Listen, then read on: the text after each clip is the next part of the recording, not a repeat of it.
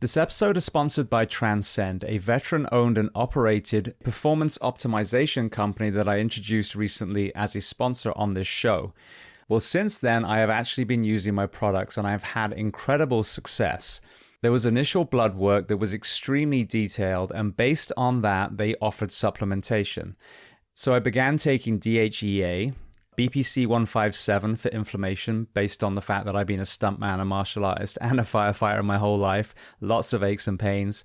Dihexa to help cognition after multiple punches to the head and shift work, and peptides. 4 months later, they did a detailed blood work again, and I was actually able to taper off 2 of the peptides because my body had responded so well to just one of them that it was optimized at that point. So I cannot speak highly enough of the immense range of supplementation that they offer, whether it's male health, female health, peptides to boost your own testosterone, which I would argue is needed by a lot of the fire service, or whether it's exogenous testosterone needed, especially after TBIs or advanced age. Now, as I mentioned before, the other side of this company is an altruistic arm called the Transcend Foundation, which is putting veterans and first responders through some of their protocols free of charge. Now, Transcend are also offering you, the audience, 10% off their protocols. And you can find that on jamesgearing.com under the products tab. And if you want to hear more about Transcend and their story, listen to episode 808 with the founder, Ernie Colling, or go to transcendcompany.com. Welcome to the Behind the Shield podcast. As always, my name's James Gearing, and this week it is my absolute honor to welcome on the show Australian firefighter Matt McLaughlin. Now, what makes this conversation so powerful is, as you will hear, Matt, like many of us, had his own mental health struggles and tried the therapies that were presented to him, the counseling, the EMDR, some of the other areas. But it was only when he came across MDMA-led psychotherapy that he truly began to see true results. So we discuss a host of topics, from his journey into the fire service, his time in the military, serving in East Timor, responding to wildfires and cyclones, losing his father, his powerful experience with MDMA-led psychotherapy, how that helped reframe the loss in the fire service, and so much more. Now, before we get to this incredibly powerful and important conversation, as I say every week, please just take a moment. Go to whichever app you listen to this on, subscribe to the show, leave feedback, and leave a rating. Every single 5-star rating truly does elevate this podcast, therefore making it easier for others to find. And this is a free library of well over 1,100 episodes now. So all I ask in return is that you help share these incredible men and women's stories so I can get them to every single person on planet Earth who needs to hear them. So one last note, 3/4 of the way through the interview, my internet died in my street. So it was a few days before we were able to reschedule and finish off the conversation. So there may be a slight overlap in a couple of things that we talked about. So with that being said, I introduce to you Matt McLaughlin. Enjoy.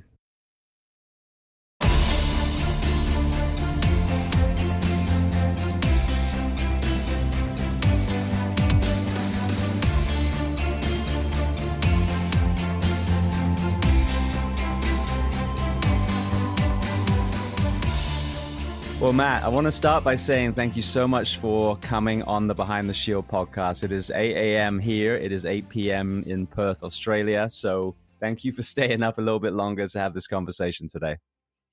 Oh, thanks, mate. It's a pleasure to be here. I've been listening to your podcast for a long time, so it's pretty humbling to be on the other side, I guess. Yeah.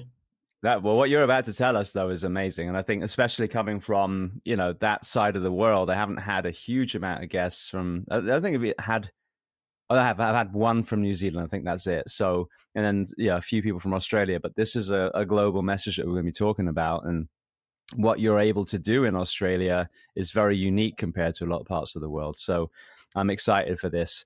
Very first question, I kind of mentioned Perth in general. Where exactly are we finding you this evening? I'm in Perth, just a I guess, out of metro suburbs, sort of 7 or 8 k's from the city. Perfect spring day here today. We had a long winter, late long winter, so it's we sort of had nudging 30s all week and blue skies and sunshine, so it's been perfect. I'm going totally off the track for a second, but when you're talking a few kilometers away from the city, what is it like as far as a ratio of salary compared to the affordability of homes for a lot of Australian firefighters? It's ridiculous, if I'm honest. It's I think the median house price. I'm in Bayswater, which is they've built a bit of a transport hub, sort of close to in Bayswater. So we're connected well to the city, to the airport, and then out to a couple other places. But that has contributed to it a bit. But Perth in general, I think Australia in general, the house prices are just ridiculous. Like as far as our salaries go, we're in the middle of EBA negotiations at the moment, and that's sort of part of it. Is we've had probably 10 years of $1,000 a year increases in our salary, which when you look at, especially through COVID, the probably CPI has gone up 5-6% every year. We haven't kept up with it at all. So it's a bit of a worry, especially having kids I've got a 17 and a nearly 19-year-old that I really can't see how they would ever really be able to afford a house. So what about public support? We, especially after 9/11 here, the support for the American firefighter went through the roof. A lot of people meant that from their heart. There's also a large portion that it was lip service when it came to negotiations or paying for FDNY, cancer after 9/11. That support wasn't as obvious. What are you seeing as far as Australia, the general population being behind you guys when you're negotiating or asking for help? It's been good. They've taken we've had a bit of a change in leadership in our union. So the tack they've taken is very much more trying to get some public support, just marking up trucks with chalk and a lot more on the social media, and that's generated a lot more support from the public. As far as every job that we go to now, there's always someone who's either seen the trucks or seen the social media, and they're really quick to say, we didn't realise that you guys were so poorly paid. And it's not really reflected by the politicians here, the state government. They're, I'm pretty sure it was our minister for emergency services who basically sort of said, it just means that you need to go out and work on your days off or get a second job, which is pretty disheartening to hear, really. How many hours do you guys work a week? We do the 10-14s, so 2 10-hour days, 2 14-hour nights, and 4 off. Our airport fireys have just gone over to 24 on, 24 off, 24 on, 5 days off, which they're loving, but it's just not really a practical thing for us. Just with bushfire through summer, and our summers are getting longer and hotter. I think pretty much the bushfire season's now almost 6 months of the year, so we can respond sort of up to a few hours out, really, and potentially be on fire grounds for up to sort of 18 plus hours. So it's just not really a practical thing for us to do 24-hour shifts. They looked at it, but it's not. It'd be nice lifestyle-wise, but I just don't think it's really a practical thing to be doing. Is there any way of having 24-hour shifts during the non-fire season, and when you're actually deployed to bushfires, then it's broken down? They probably could. The other problem is that we're pretty understaffed at the moment. The last couple of years they have pushed a heap more through training schools, but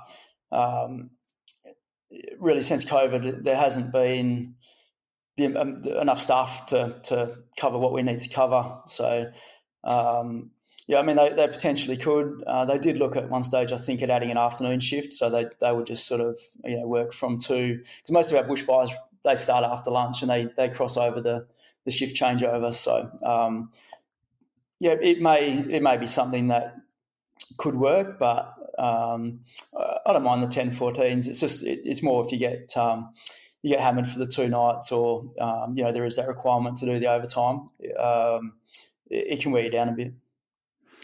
What about the frequency of wildland fires? A lot of the guys have had on, smoke jumpers and hot shots that have been here. Yeah, you'd think of your average wildland firefighter might lean politically towards the right a little bit more, but that's not the case when it comes to this conversation. And not that any real issue has a left or a right, but when it comes to poo-pooing global warming and the environmental element, the wildland community seem to be pretty vocal about the fact that, yes, no, it is getting drier and hotter every single year. What's the kind of conversation in Australia? It's a really hard one, because it seems every year they're saying it's going to be the worst fire season that we've had, and then it goes up and down. I think it just seems that the summer's pushing easily into March, April, and we're still getting decent bushfires then. And it's in my 20 years, there's always been fires sort of starting October, November, but the last few years it just seems that we get busy sooner in the year, and it just stretches on through. I think our USAR Taskforce does a fair bit more of the through summers. Damage assessment is the big one for us, and our USAR is all off shift, so it's called in on overtime on days off to respond to the fires. So by the end of by April, May, you're sort of ready for a bit of a break. You mentioned about struggling with recruitment. Has that always been the case, or like here, are you seeing a declining recruitment in the last 10 or 15 years? It definitely, the problem we've got here probably more so is the resource. We had a resource boom. I was probably pretty soon after I started, so sort of late 2000s to 2010s. It was there's heaps more money to go and work up north in mining, so it dropped off. I think when I applied, it was first year I applied 3,500 applying for 36 jobs, not 30. And then when I applied, I think there's about 3,000. Same thing for I think they employed 45 that year. I've been involved in recruitment in some capacity for a fair stint of time. I think at one stage it dropped off to about 500 or so applying for the same sort of thing. They increased the size of the schools to 24. So say 48-ish jobs for the year, down to about 500 applying for it. But it seems to have bounced back. The people in charge of recruitment now, I think they're doing a better job at what they do and getting more people interested in it, and a bit of a better process as well. So yeah, I think the recruitment this year, there's say 1,200 people, but they've been putting about 90 through per year, just try and get the numbers back up, and we're just sort of starting to see that. But the problem we've got is the trying to get a profile on a truck is difficult, just because we've got so many junior firers around. It's interesting because you hear over here, I don't know if it's the same there, one of the problems with recruitment is kids today just don't want to work. And if you actually look at it, the Wall Street Journal did a piece a while ago now that I shared. A lot of the young people are going into the trades, because if you now have access to the internet, you can see Australian, British, American firefighter, these are the pros, these are the cons. And if you're coming over here, the cons is a pretty significant list these days when you see even what we're going to talk about, the illnesses and the mental health challenges that are attributed to what we do. But they are also able to look at college and go, well, tens of thousands of dollars for a piece of paper that doesn't guarantee me a job. I don't think I'm going to do that either. So they are going into the trades. And it's an interesting thing that you just presented. There's a lot of young Australians, obviously, that want to work. But if the mining industry is showing that they've got better, pay and or working conditions, then it's drawing them there. So it's not that the young people don't want to work. It's how does the fire service stay competitive? And of course, there's an element of service, no question. But as you alluded to before, if you're not able to pay for somewhere to live, that's going to be a challenge for someone entering the fire service. So this is a conversation that we need to be having. Yeah, I mean, you could go up north and work as a cleaner and get paid 150 or 180 grand a year to go and clean dongers or drive trucks. And I think for us, when you finish at a fire school, I think they're on around $80,000 for the year. So it's a bit of a problem when you've got people that come from those jobs into, or you might have someone who's been an electrician for 10 years or 15 years and they come into this job and they have to take a massive pay cut. But I know I really push back against the whole this generation doesn't want to work. And maybe I take it a bit personally, just having a 19-year-old and a 17-year-old who both started working as soon as the day they turned 14, pretty much started working at Macca's or supermarket, and they've both got a really great work ethic. So, and I see it from their friends as well. And it's same from junior firers coming into the job. I just don't really see it. And I think the people that say that are it goes from a few things with the even female firefighter recruitment, but I won't mince words. It's sort of the fat old blokes that are quite happy to sit around and sit in the TV room the whole day and not do anything, whinging about the state of the world. And so, you're not really doing anything to change it, but you're also not really an example of hard work and that ethic yourself. Yeah, 100%. I couldn't agree more. It's so funny because I talk to people all over the world and it's the same issues. All these different conversations that we're having, at its core, it's the same thing. So the more voices that we have from all over the planet, the more you start debunking some of the things that are myths and getting behind some of the movements that do need to change, that are a reality. Yeah. Yeah, it's interesting. I sat on the interview panel for the recruitment last year, and probably, and again, like I said, I've got a good relationship with our recruitment team, and have been involved in it, and I'd like to sort of stay involved with it. But sitting on the interview panel, it's really hard. I did it last year, and I was the only uniformed person on the panel, so trying to convey to HR what I think, and again, it's my opinion, but what I think would make a good firefighter is sometimes very different to what HR are looking for. And I don't mean quotas or diversity or anything like that, but we don't need salespeople. You get people that can sell themselves really well. We get a snapshot. It's a half an hour, 40-minute interview. That's all you see of the person. And if you get someone who's really good at bullshitting, they can. HR person goes, well, this person's amazing. And you go, yeah, but they sort of said this and this, and they're the ones that you see that come out to station. Everyone goes, how the fuck did this person get through recruitment? Surely someone saw it. And he goes, well, that's probably what I like to be able to then say is that you can't see it. You can't always tell. Yeah, the people that you rank in the top 5 out of the 200 that you end up interviewing, they can be duds because they can sell it really well. You don't have time to fact check. They could say that they were the personal firefighter for the Queen of England, and you have to take it at face value. You can't sort of push back too hard then. And you can do your checks afterwards, but like really you have to take it at face value. So if you get someone, if the weight of the recruitment is on that interview, then it can be a real problem.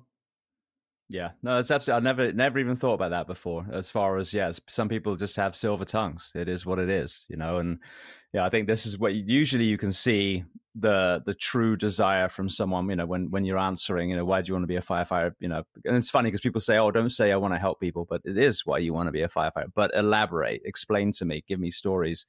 But yeah, we all know there are those people that just they could sell ice to Eskimos, and that's not exclusive to outside professions. It also applies to police and fire and EMS. And then, as you said, now they're on a rig and you're like, how the fuck did they get here in the first place? Well, they talk their way in, as you said.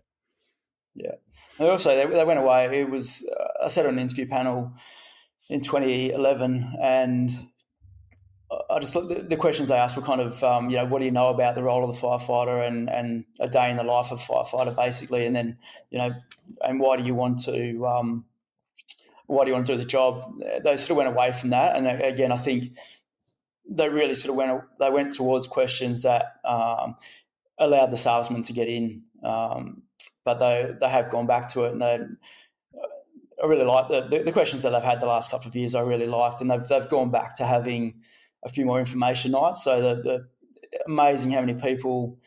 Again, when I did it last year, didn't really know anything about the job. You sort of ask, why do you want to do the job? And it was, I'm a personal trainer, and one of my clients said I'd be good at it, or oh yeah, I know I can work out when I'm on station. So it would suit my lifestyle to be able to do that. And, it's there's a little bit more to it than that. No, they don't realise that you're signing up for a job where we've got our presumptive legislation is pretty good, but the presumptive legislation says you're joining a job where there's a fair chance that you'll get cancer, that you'll get PTSD, that you'll have hearing loss, that it's a carcinogenic occupation going by the World Health Organization. That even just the fact that we're at work and we clean our own toilets and do our own gardening, and there's not a cleaner that comes in every day and we just sort of move our feet while we're watching TV and they come in and do it. It's doing that, and we're living with each other. Sometimes 24/7, or not 24/7, but we're living like we're living in a share house. And if you can't get along with people, then you're going to be a problem for everyone else. Yeah, there's a mentorship program here that one of my friends started, and I think it's phenomenal because it starts to give them all that. They do the training and the gear, and I believe they do ride-alongs and all those kind of things. Because that's exactly it. I came in kind of blind myself, but when I got hired when was it? 2 departments ago, one of my classmates was actually assigned at a station that I wanted to work at. Funny enough, and I got a call one day, say, "Hey, Gearing, you can come over to 70 now." And what had happened is that he had left because he didn't realize that you had to clean toilets. Exactly what you said. So, great. I got the spot, and he obviously, got to find out early that it wasn't a career for him. So I don't think that's a bad thing. But, if you're not understanding what we really do, and this is what I've said to about the American fire services, we've done a terrible job of telling people what we do. People still think that we sit around the station playing cards and petting the Dalmatian, and every 12 months taking our shirts off to make a calendar, and that's it, and that's absolute bullshit. A lot of our men and women are running 24 hours straight, fire, EMS, and everything else that people have their worst day. And therefore, when it comes to trying to get public support, trying to get funding, if you've got that vision that all you do, like you said, you have a gardener, you have a cleaner, they're like, well, why do these people need more money, more time off? They're not doing much anyway. So we've done a disservice thing as a profession of really storytelling what a shift looks like for a true firefighter. Yeah, we've started doing. They did it a few years ago, where they called it a realistic job preview, and it was part of the recruitment process. It wasn't compulsory, but it kind of gave them a little bit of a tick in the box. But it was one person speaking about kind of a day in the life, one person speaking about all the great things in the job, and then one person speaking about the negative side of it.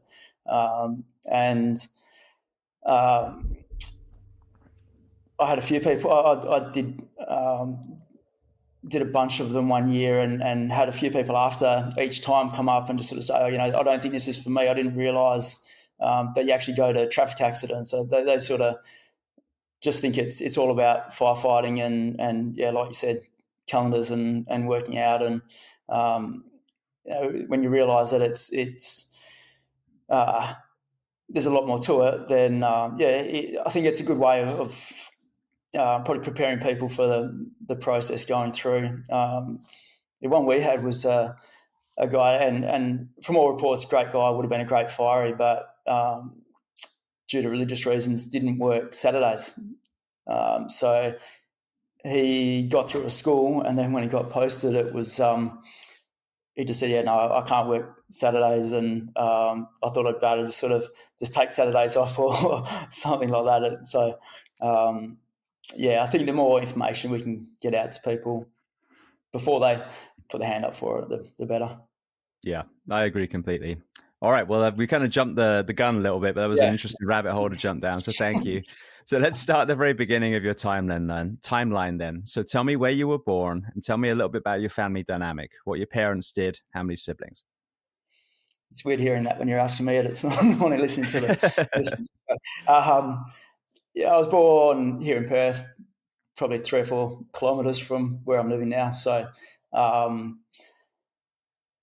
Yeah, I had a twin brother, so still got a twin brother, and a brother 3 years younger.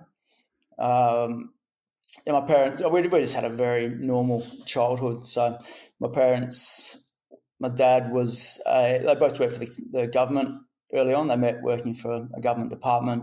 Mum was a stay-at-home mum once she had us until probably we were definitely in high school. Probably when my younger brother started high school, she started working as a teacher's assistant and worked at the school that we had gone to until she retired a few years ago to look after my grandparents when they started sort of getting into old age and needed some help. My dad was studying to be a priest. He was a bit older than Mum. He studied, I think, probably 4 or 5 years here in Perth, and then over to Rome for a few years to become a Catholic priest. He had an older brother who was a priest, a sister who was a nun, and another brother who was a teaching brother. So Irish Catholic family that they all kind of gravitated towards the church, but I was going to say saw the light. I don't know if it was the light. It was definitely something he went all the way through. He did all his studies, but before he got ordained, he jumped ship and came back to Perth and started working, and that's where I met my mum. With your upbringing and the philosophy that was in the house, this is interesting because I've had this conversation recently. Here in the States, I mean, I'm sure it happens all over the world, but we have a lot of people that I would argue have hijacked Christianity and said that it aligns with these values, whether it's gun control or, insert whatever here. And it's actually disconnected from at least the Christianity that I was raised on, which was Jesus was compassionate and empathetic and believed in community and love and kindness. Even though your dad didn't commit fully to the cloth itself, what was his kind of philosophy on Christianity and the values that were taught to you as young men and women? They're pretty moderate with the whole thing. The church was a big part of his life the whole way through. They were both involved with the local church. I went till I was 17, and then when I finished school, decided it wasn't really for me. I was never really into it, but for me, a big part of it was the community side of it.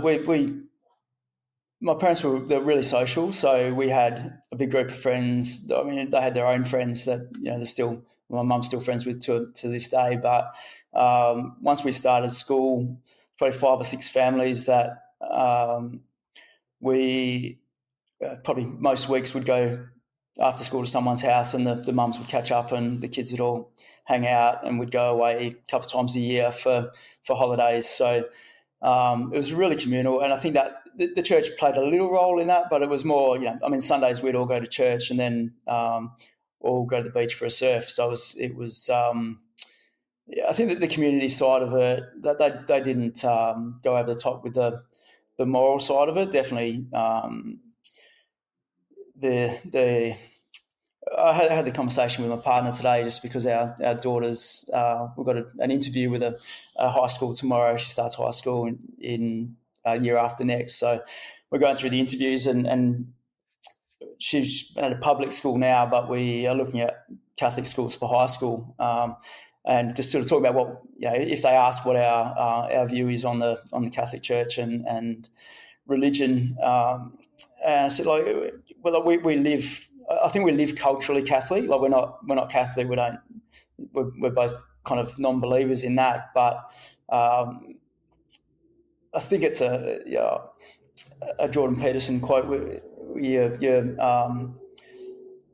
don't have to believe in God, but you can live like you do. And I think that's something that that's the way I like to do it. Is you don't have to believe there's someone watching over your shoulder the whole time, but you can still live like you do and have that that sort of moral code. I think where you're just a good person and like you said, compassionate and caring, and that's definitely what how my parents were growing up.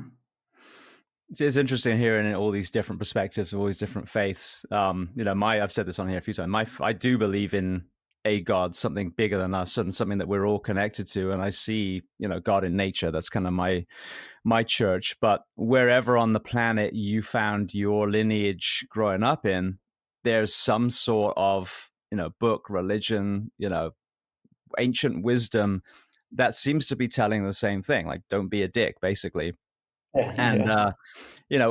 if you look at evolution, even if you want to lean into the science side now, I would argue that the evolution of man is kindness, compassion, and empathy, because we were Yeah. very brutal a long time ago. And I feel like we've got better and better and better, even though at the moment we're turning our heads to some atrocities that we need to be standing up against. But I think overall, the Bible and the Quran and the Torah and the I Ching and all these other manuals of wisdom that have been passed on have been saying the same kind of things. Don't kill each other, come together, be kind.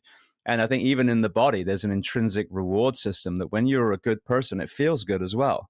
That's Yeah. a biological thing. And when you're an asshole, when you look in the mirror that you're an asshole, you do deep down. So whatever, doctrine people lean into, I think there is a unified kind of feeling of wherever you are on the planet, just as you said, we all know really deep down what a good person is, and you just try and be that. Yeah, and I think like, not to jump forward into psychedelic stuff too early, but the from having some experiences with both with mushrooms and then with the MDMA,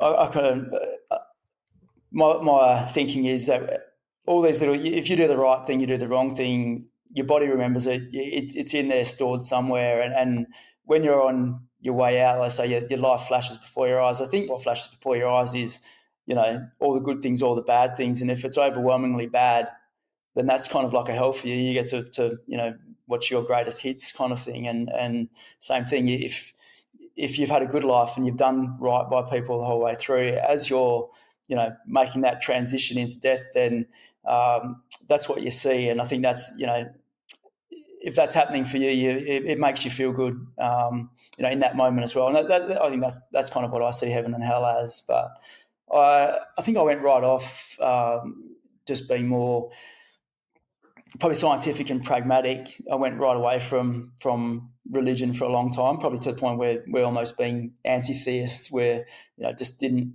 really see the point in any of it. And it just from reading a bit more, listening to podcasts. I listened to it. It was again.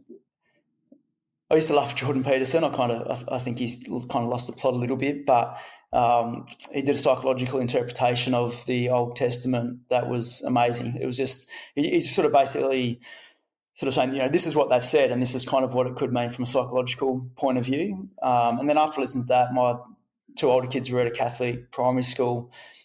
I used to actually quite like going to, when they had to go to mass and listen to the readings and listen to the sermon and take the meaning out of it, or take what's underneath it. And for me, it was, I actually really liked it, because I go, like, they're talking in metaphor a lot of the time. So if you take, what they actually mean out of that, they're actually telling some really good stories, and you can sort of see, how beneficial that is in people's lives. I also think, and again, I'm generalizing extremely broadly, but I almost feel like the Old Testament is like, hey, here's how we used to do it. And then you have, the New Testament is like, well, here's how it changed now, forgiveness, compassion, et cetera, rather than an eye for an eye and cutting babies in half. And so I think this is an interesting thing too. I really feel like those two books have been separated because it's like it's a growth again. It's a progression of human psyche away from that kind of primeval man and the brutality that we were, to trying to move us towards that forging of community. So as you said, I think there are a lot of metaphors in there, and I don't think the Old Testament is like how to live your life. It's like, hey, this is how it used to be done. Let's try and not do that anymore, because it didn't work. Yeah, there's just a fair bit in there where you strip it back and yeah, an eye for an eye doesn't literally have to mean someone does wrong by you, you do wrong by them. It's what you take out of it, and you can always have probably more generous, put a positive slant on it to make it less of a control thing and more of, this is a good way to live your life, and sort of use that as a compass. Absolutely. All right. Well, let's go back to your high school. What were you playing and doing as far as sports and exercise? I think I tried every sport available and I sucked at everything. I just wasn't very coordinated, and I was sort of small and probably more leaned towards the academic side of it. But I went to a little Catholic primary school. Soccer was the main game, so I played soccer all the way through primary school. I think we started playing it. It was probably sort of first grade all the way through. But yeah, I enjoyed it, but I was never very good at it. And I played basketball. I sort of played that all the way through primary school to high school, and then when I started working at a supermarket in year 11, you could only really work on Saturdays, and Saturdays was the day that basketball was on. So stopped playing then, and school-wise, I tried hockey, I tried footy, I tried Aussie rules footy. That is, I played something every term, but I wasn't really very good at any of it. When you say hockey, you're talking about field hockey? Field hockey, yeah. Yeah, it's funny because I played that in kind of like, I played it in high school and then in college. I played for the college too. And, in England, if you talk about hockey, it's like it's a girls' sport. But when you play men's hockey, you're running around. There's no pads whatsoever. You're holding a big stick. It's, that was, I think it's an underappreciated sport as far as how rough it is, actually. Yeah, I enjoyed it. I mean, I've always enjoyed team sports. So, I could never make it into the footy team. It was always, I think I got to be the goal umpire a few times, and that was probably the limit. So, even when I went to the army, it was, I was a goal umpire. So it was, I was a late bloomer. I probably, even when I went to the army straight from school, I was under 55 kilos, wringing wet, and I probably went through puberty at 17. So it took a little while, but they started a rugby team when I was in year 12, so I played rugby union, which was good, but again, I got smashed. So like I said, I've always enjoyed sport, but I didn't really start playing. I started playing Aussie rules footy when I was about 22, I think. Played that until got a bit too busy with kids, and then went back and played Masters for a few years. I enjoy playing Aussie rules footy, but you sort of get to that age where your brain likes playing it, but your body doesn't really like playing it that much. Yeah, well, maybe the other way around. Actually, with contact sports, your brain just doesn't realize. Yeah. All right. Well, then you mentioned the army. So as you're progressing through the school ages, what are you dreaming of becoming? Is it the military, or is there something else prior to that? No, it wasn't really the military at all. My dad had a psych degree, and I was science minded. Did all the science subjects in year 12, and was aiming towards going to uni and doing psychology, but wasn't 100% really sure what I wanted to do. I had a bit of a leaning towards police, but here you can't start with police till you're 19. So everyone I spoke to sort of recommended going to uni first, and then progress over to the police after that. But I can remember one morning, sort of coming out, Dad was reading the paper, and he showed me an ad for a new program that they had with the army, where you could do a year full time and 4 years part time, and they paid for you to go to uni during that time. And I still remember the ad. It said you can earn $19,000 a year, and I was like, shit, yeah, sign me up. I could do with 19 grand. So. It was sort of the best of both worlds, because it wasn't a huge commitment. I didn't turn 17 until November, so it was just a good way to get out and see the world a little bit, or definitely see Australia. So I turned 17 in November, a few weeks overseas, Singapore and Thailand, just having a bit of a look around, and then shipped off to basic training over in New South Wales. And what did you start studying as far as university when you went through that program? I did a Bachelor of Science, so I did my year full time, and then straight into uni, and I hated it. I spent more time at the beach than I did at uni. Probably Dad's advice that P's get degrees wasn't the best advice, because I think I averaged about 52 in my first year. I just hated it. I think going from sort of the structured, I guess, the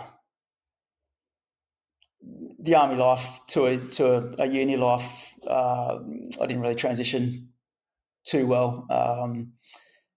Couldn't really see the point of a lot of things, and the goal was to you sort of start broad with science and then go into psychology. I really hated first year psychology, and I quite liked. It was called human movement, which then ended up becoming kinesiology or sports science. It keeps changing its name, but human movement, there was sports involved with all of it, and a lot of because it sort of leads on to phys ed teaching. There was lots of chicks as well, so it was sort of more more following that path than anything else. It was a good fun course. But when I got into second year, it gets a little bit more into the physiology side of it. I really enjoyed that, and the anatomy as well. We did gross anatomy every year, so I ended up quite enjoying the human movement side of it, and that was what my major was in, human movement, human biology. But you kind of end up at the end of a 3-year science degree with enough to go and work in a gym and be a glorified personal trainer. Yeah, it's funny how our lives are parallel. I was a late bloomer. I didn't have my growth spurt till I was 18, so I totally understand what it's like being surrounded by adults and still looking like a child. And then I did the sports science thing too. Talk to me about the deployment to East Timor. So with the Ready Reserve scheme, it was supposed to be a bit of a sort of intermediate, I guess, between regular army and reserve army. So we went and did 35 days. Our summer holidays, we went and did a 35-day exercise every year. And then each uni break, there was a 2-week exercise that you could go and do. So as long as you did 50 days a year, you maintain your currency and sort of got bonuses and stayed in that scheme. So we would go over east and do our training for a couple of years, and then they canned the scheme and transferred us to a reserve unit in Perth that had a regular army company as well. So I sort of kept that up. I didn't once we stopped going over east for the training and we're working more with the general reserve. I kind of lost interest a little bit with it. But after my 3-year degree, I took a year where I was going to go travelling and did just enough time army-wise to stay on the books. And then I went to Europe for 4 months, came back, and was just I'd got into an honours program for the following year to do exercise rehab, and was working at a friend's family business in a hardware store, and got a phone call from the army just asking if I wanted to basically sort of sign up for 12 to 18 months to go to Timor for 6 months. So difficult conversation with the girlfriend at the time, but there was kind of no way I wasn't going to say yes to that. So we did a couple of weeks of training here, and then we deployed over to Brisbane for some lead-up training. I think Timor kicked off in September 99, and we were over in Brisbane by October, and we deployed to Timor in April of 2000. I know, Timor is if you're, an Australian military member, obviously it's one of the conflicts that a lot of people did go to. Talk to me about the backstory of that conflict in the first place, and then what did you see with your own eyes? The reason we got involved with it was the Portuguese had been there for some time. They gave independence to Timor I think when they left, the Indonesians took over, and when the decision was made to give East Timor independence, when the Indonesians were told to leave, they just sort of ran roughshod through and kind of just atrocities all the way through on their way out. And so the Australia, a bunch of countries got involved with it to go and I guess get the Indos out and to help the East Timorese people. So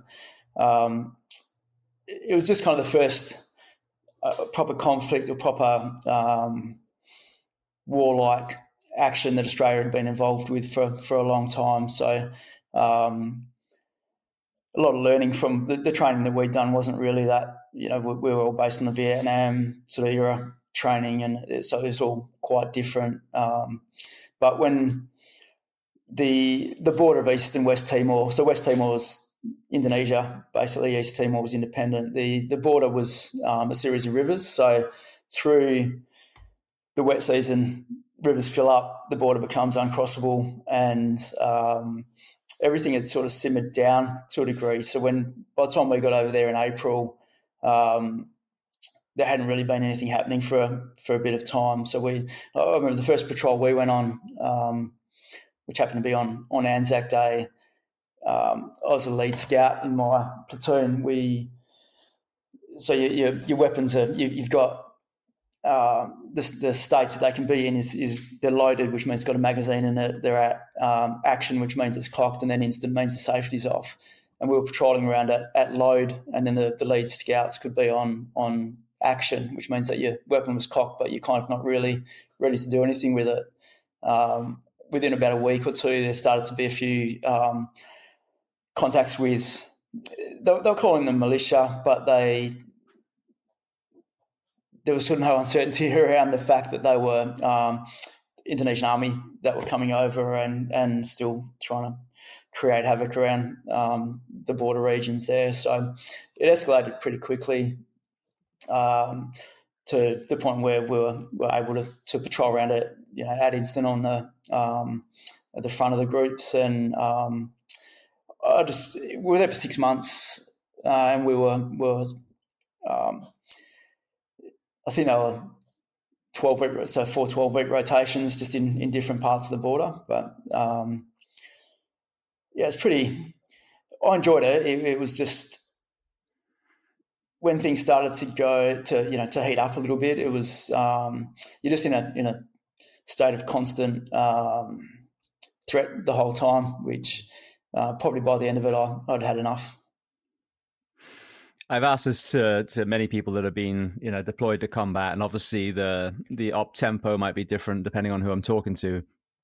But regardless of the politics, was there a moment where you got over there where you realized there were some horrific people that needed to be taken care of? Yeah, for us it was a bit different because it's not like it was people groups coming over the border. They would do something and then head back over. So it's probably a little bit different in that we were there as part of a UN peace enforcing mission. So the whole thing was dealing with atrocities. It's not like we're not dealing with a normal population and there's some good ones and some bad ones. Everyone that we were dealing with was under threat from these people coming across the border. So it was very much kind of a humanitarian thing. There was no way, you wouldn't walk into a village and have to go, I wonder if this person is with the on our team or on the other team. They were all on our team. So we did some pretty long patrols as far as a couple of weeks bush at a time. Every village that you walk through, they were coming out with coconuts and water, and that they couldn't have been any happier to have us there. So, it was, and that part of it was a great thing to be part of. You'd have a trail of kids running behind you every time you came through a village, and we always took sort of a bunch of extra lollies and things to hand out to them. Yeah, it was cool. So fundamentally, was the intent Indonesia take over the whole of Timor then? Is that what they were trying to do ultimately?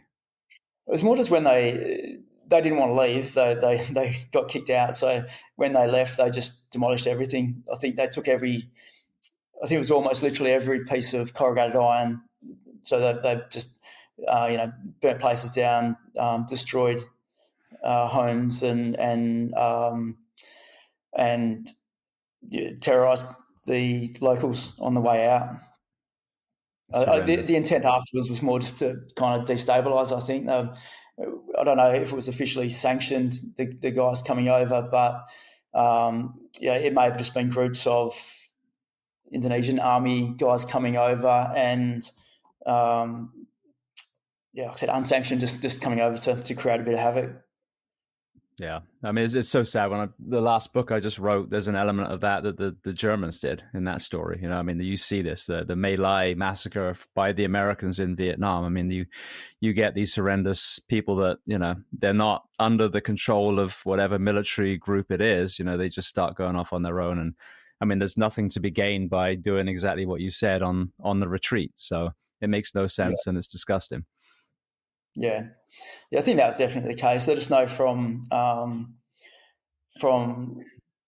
the contacts that we did have over there, and I was always pretty lucky over there. Like, I don't want to overplay it. Like, we'd be in a platoon of 30 that would get split. Like, you have 3 sections of 10 in there. So if you're out on a section patrol, it just sort of seemed to be the other sections that would get into a firefight or get into contact, or that we'd split in half, and the other half would get some action. But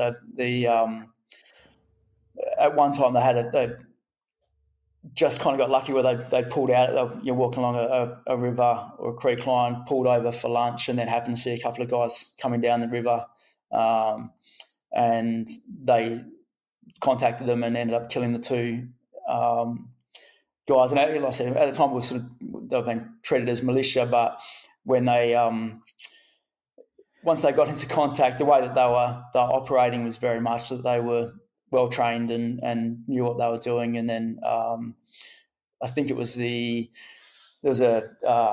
New Zealand infantry soldier who was killed, but when they counter-attacked, the guys dropped a heap of their gear, and it was all military gear that was all, they were squared away in a way that wasn't just a bunch of farmers coming over or people coming over to steal things or anything like that.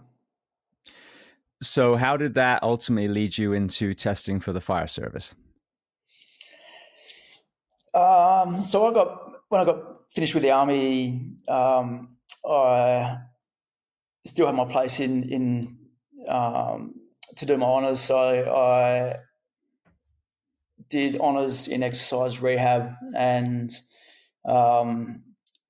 so that was 2001. I was pretty lucky in that I got a job while I was studying. I got a job in exercise rehab in what I ended up working in for several years, which was workers' comp.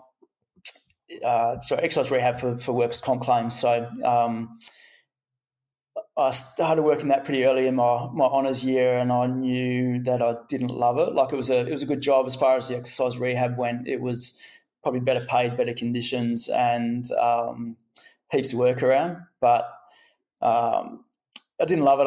I guess I enjoy. I didn't love the army. The army was never going to be a career, but there was something about the working in a team, not sitting in an office all day, and working with something that's a little bit different and exciting that I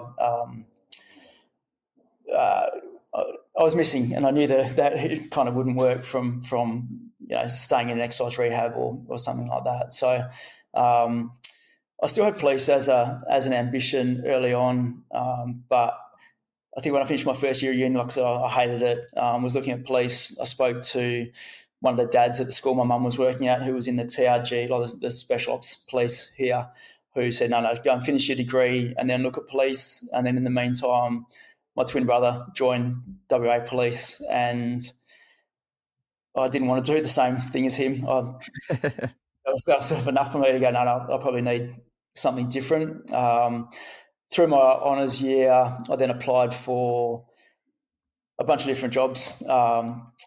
Federal Police as a Sky Marshal, what else? Customs.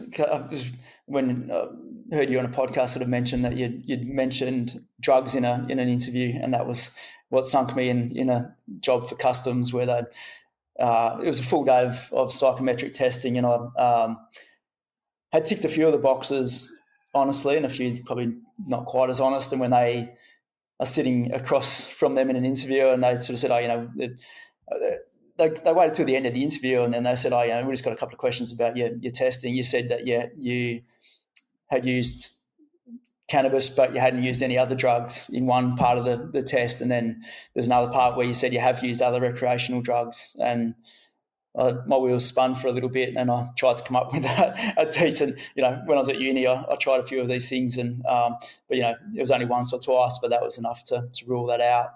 But I was working part of my prac for uni, the guy who was running the lab at uni was the guy who did all the physical testing for the fire brigade at that time. He ran the functional testing, and he suggested that I look at fire brigade. And it was sort of in the back of my mind, but they did one recruitment every year. And then 9/11 happened, and it might sound a little bit cliched, but I can remember I was doing some night film while I was at uni, coming home, and the TV was on, and it was all happening, and just standing there. I stood there probably 2 or 3 hours in the same place, just sort of, watching as they burnt and then collapsed. And that was probably cemented in my mind that fire brigade was probably something that that I wanted to look at a bit closer and potentially sort of step into that. I had a mate from the army who had just got into fire brigade, so I spoke to him, and I guess probably then made my mind up that that's what I was going to do. What was the on-ramp experience like for you as far as physical fitness training, and then also the mental health conversation?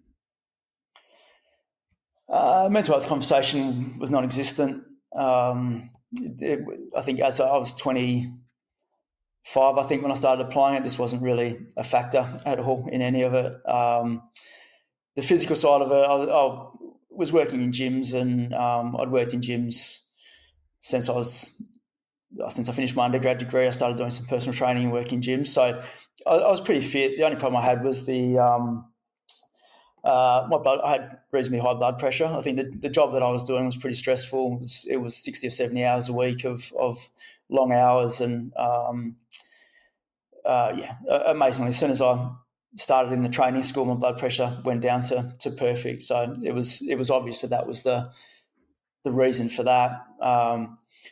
It was just they did one recruitment a year, and like I said, there was several thousand applying for 30, 40 jobs a year. So the first year I applied and didn't even get through to an interview. And then the second year, between then, I signed up with the volunteer brigade and sort of got to a few of the bigger campaign fires over a summer.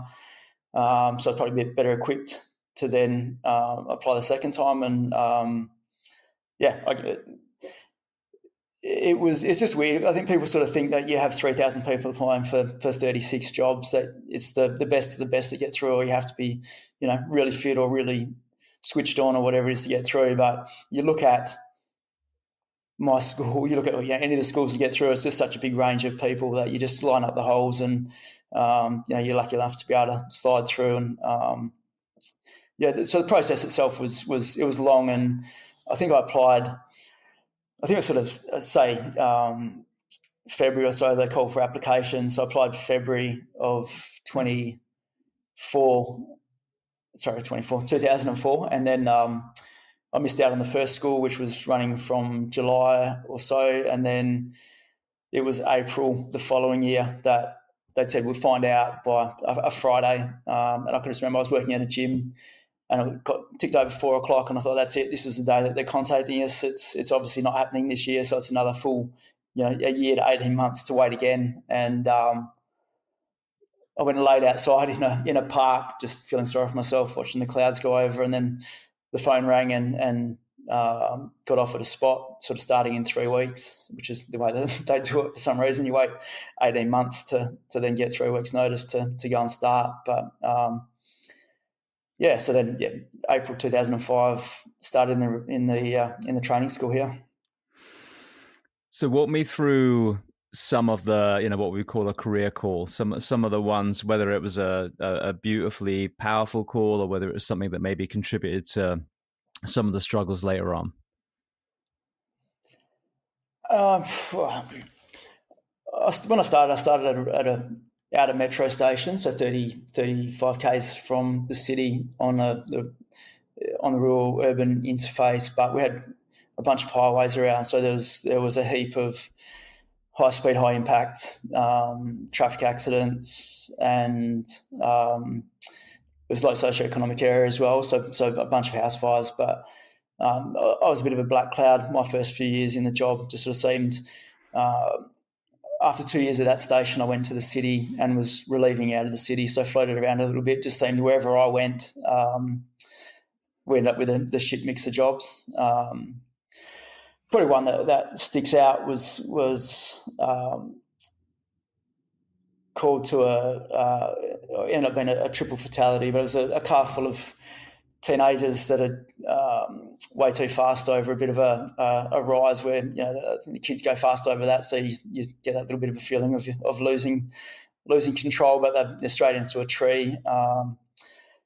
But one of the senior fire on the shift that I was on, he had a son who was 17 at the time, who's now a fire as well. But I remember like yesterday, as we arrived, he had one look at the car, and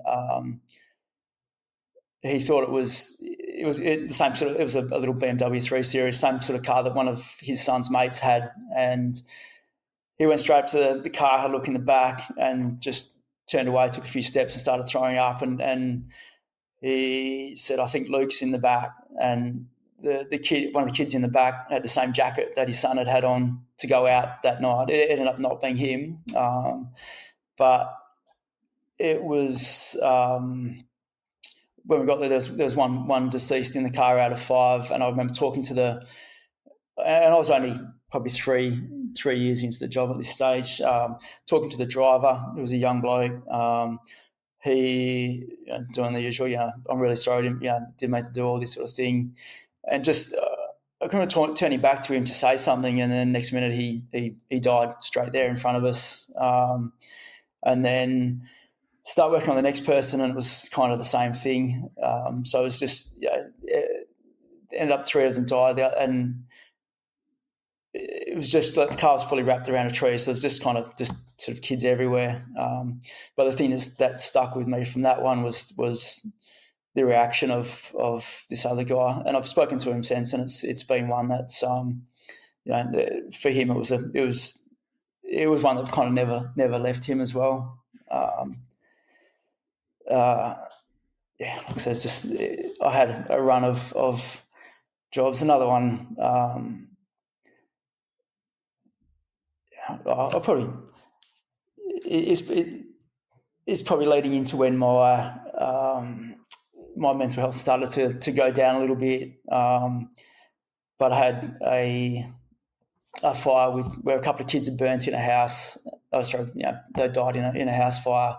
But I got tasked with sort of standing with one of where one of the bodies was, cooling the area down enough so the family could come in. It was a cultural thing. I think they were Vietnamese, I think.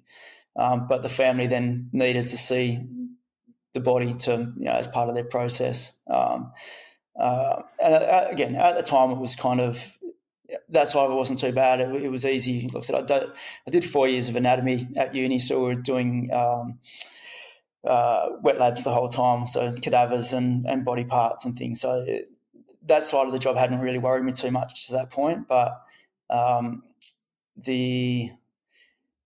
once the family came in, it was the screams of the things like, say, mum, grandma, and auntie all standing there just moaning, like wailing, and it just sort of went straight through you, and well, didn't go straight through you, it went straight in and sort of sat with you. But then my young bloke was probably 5 at the time, and I can just, you get that feeling where all you want to do is go home and hug your kids. Walking home, and we'd been stuck at this fire a bit late, got home and he was already in bed. But as I walked in, he was in the fetal position, the same position this kid had been in, and that rocked me. It was, just probably came out of left field a little bit for me. Like, as much as it was kind of, I was looking forward to seeing him. As soon as I saw him, all I could see was this little girl that that had been burnt. So that's probably a bit of sounds a bit negative. I've had probably from the positive side, I started with the USAR Taskforce here in 2011. And that's probably the opportunity to go to some amazing jobs all around the state. So some of the bigger natural disasters, the cyclones, the floods up in the Kimberley region, big fires down south, just where the whole community is impacted, but they're actually really grateful to have us there. And then the opportunity to do some different things, flying around in helicopters and just sort of seeing things that you otherwise wouldn't be exposed to on the positive side. What are some of the notable rescues from some of those incidents? They're not with the USAR side of it, like just being most of our taskings is damage assessment, really. So probably not it's not sort of going in there and sort of still working an active rescue as much as sort of getting around to the communities and doing damage assessment. Also, we do pre-impact assessment, but then also just sort of helping the community out with starting on the recovery side of things. So you touched on the beginning of your kind of mental health downward spiral. Kind of walk us through, where it landed. So probably I had that job, and I had another job, which at the time it was one when people sort of ask if you've been to an interesting job lately. It was one that sort of stuck out that as being almost interesting, almost sort of, I guess, humorous in a way, which was just called to, I think probably say 4 a.m, early hours. A guy in his 60s hadn't come home from work and they thought he might have had a heart attack. They went to try and, it was an older building in the city, try and force the door. They couldn't get in and they thought he might have collapsed out the door.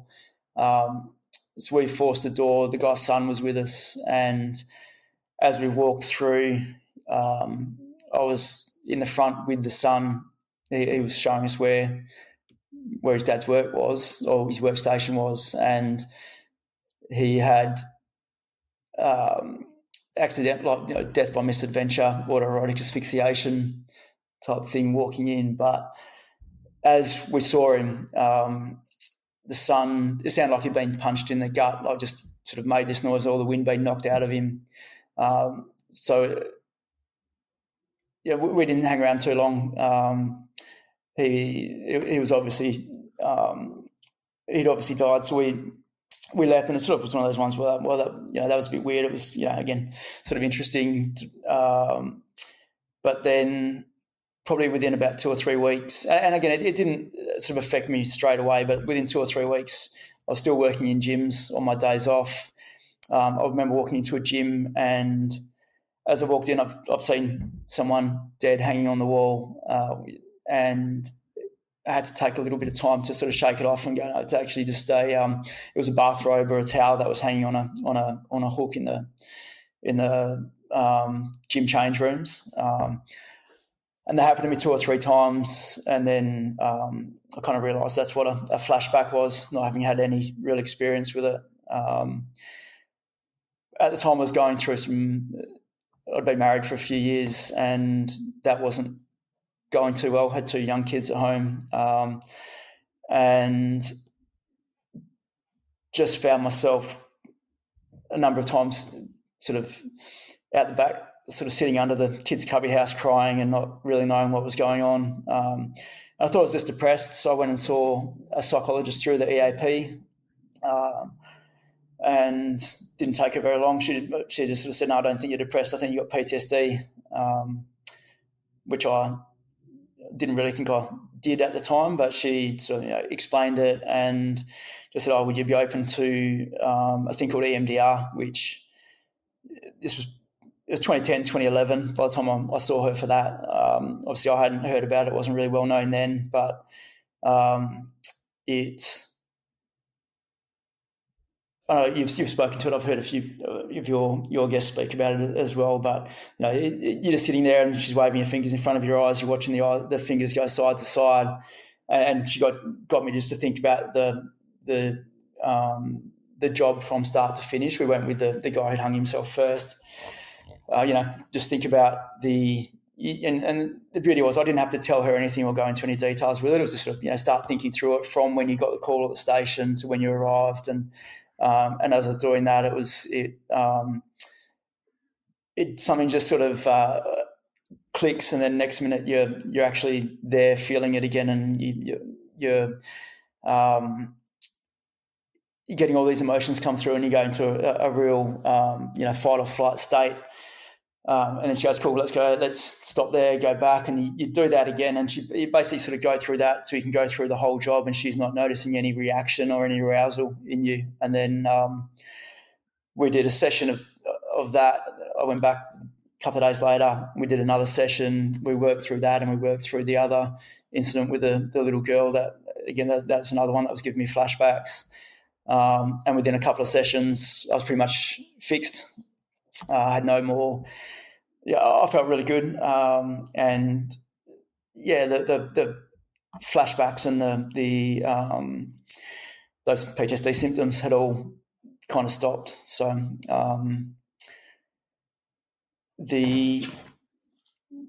not long after that, my marriage came to an end. I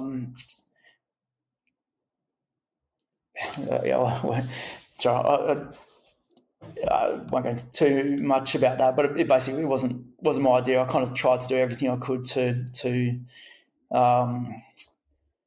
keep that one alive, but my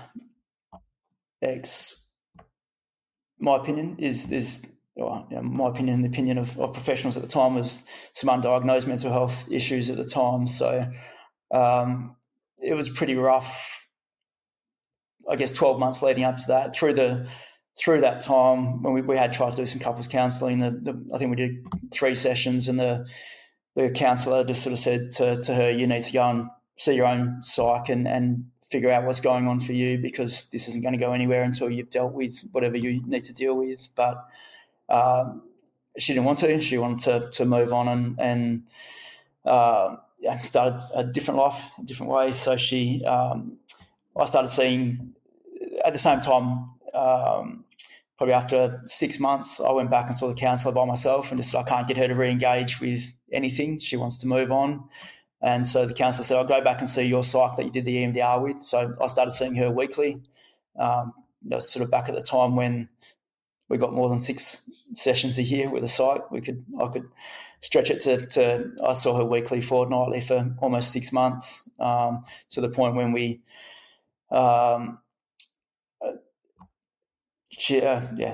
when my ex just said she was done, she didn't want to even try anymore. So I remember we were down south at the time, down in Margaret River region, and I sort of thought we were going down there to try and to figure things out, but she just sort of said, "No, that's it." So I just jumped in the car, just said I need a couple of days, drove home, cranked Amity Affliction, just the heaviest, loudest metal that I could for a 3.5-hour drive at full volume on the way back up. And that was kind of the end of that. But she then decided that she wanted to make the separation and divorce as hard for me as possible. So I had kind of threats of threats of everything, from being reported to police, RSPCA, calling work and trying to report me for different things, which probably at that, over the 12 months after that, I'd been to some other jobs, and I was just really sort of starting to get into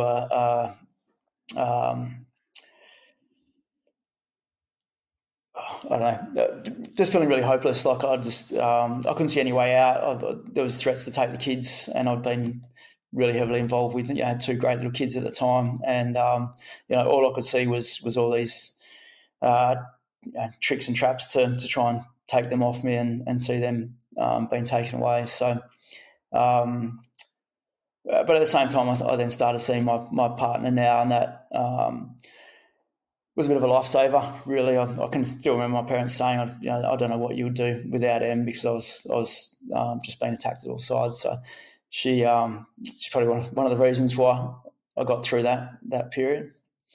But yeah, just over sort of from there, I saw. I stopped my psych retired, so it would just be then to every sort of 3 or 4 months I'll just go and touch base with a psych through the EAP, but probably got through the next probably to about 2020 or 2021 without really sort of anything too crazy, I guess. Well, one thing that I know we haven't hit is also losing your father. So talk to me about that. Yeah, that was a big one. It's just a weird. We called him Kev. He probably from when we were about 10 or 11, we for some reason transitioned from Dad to Kev, and not in a sort of cheeky or mean sort of way. It was just he was super easygoing bloke. So even when he had his first grandkids, it was do you want to be called sort of granddad or pop or whatever? He goes, no, I just want to be called Kev. So they called him Nana Kev for a little while, but then he's just always Kev to everyone. But yeah, he was amazing support for for all of us. My brother was a police officer up north, so he'd fly up to look after the kids so they could have some time off, or just just for. And when he retired, anytime you called, like he'd come around straight away. 2016, we did a renovation on the. So my partner and I had our daughter in 2015. So then the house that we're in, we kind of chopped in half, demolished the back of it, and got a house built behind. But we renovated the old house at the front from top to bottom. And so I reckon Kev was around pretty much every day doing something. Even days that I was at work, he'd be around there, and he'd just wheelbarrowing sand or stacking bricks or whatever it was. He was sort of always around there. So I had a heap of time with him over over that period. But then one night we were around there for dinner. I was instructing at the training school for a couple of weeks at that time. And so he was doing a fair bit of the school runs for the boys, and we'd been around there for dinner. Emma, my partner, left to catch up with some friends. I took Charlotte home, and the boys slept the night over so that he could take them to school. We'd been turning our phones off just for the radiation or 5G, whatever it was, to get better sleep. So we were sleeping without phones. For some reason that night, Em left her phone on. About 10 to 5, got a phone call from my younger brother and his now wife. Were living with my parents at the time. Got a phone call from my sister-in-law. remember him taking the call and just sort of saying, they think Kev's having a heart attack, they're doing CPR, and it's not looking good. So I jumped up. My parents only lived 5 or 6 k's away, so I sort of just got dressed, jumped in the car, and shot over. When I got over there, the same time as the second lot of ambos got there, and walked in, gave mum a hug. My brother and his wife and my mum were just sort of standing there in the kitchen. I said he's in the bedroom, so I just sort of went in, had a look, and they just put the Lucas machine on him, which I kind of knew was a sign that it probably wasn't going to be a great outcome. But really just then went in and went into work mode, which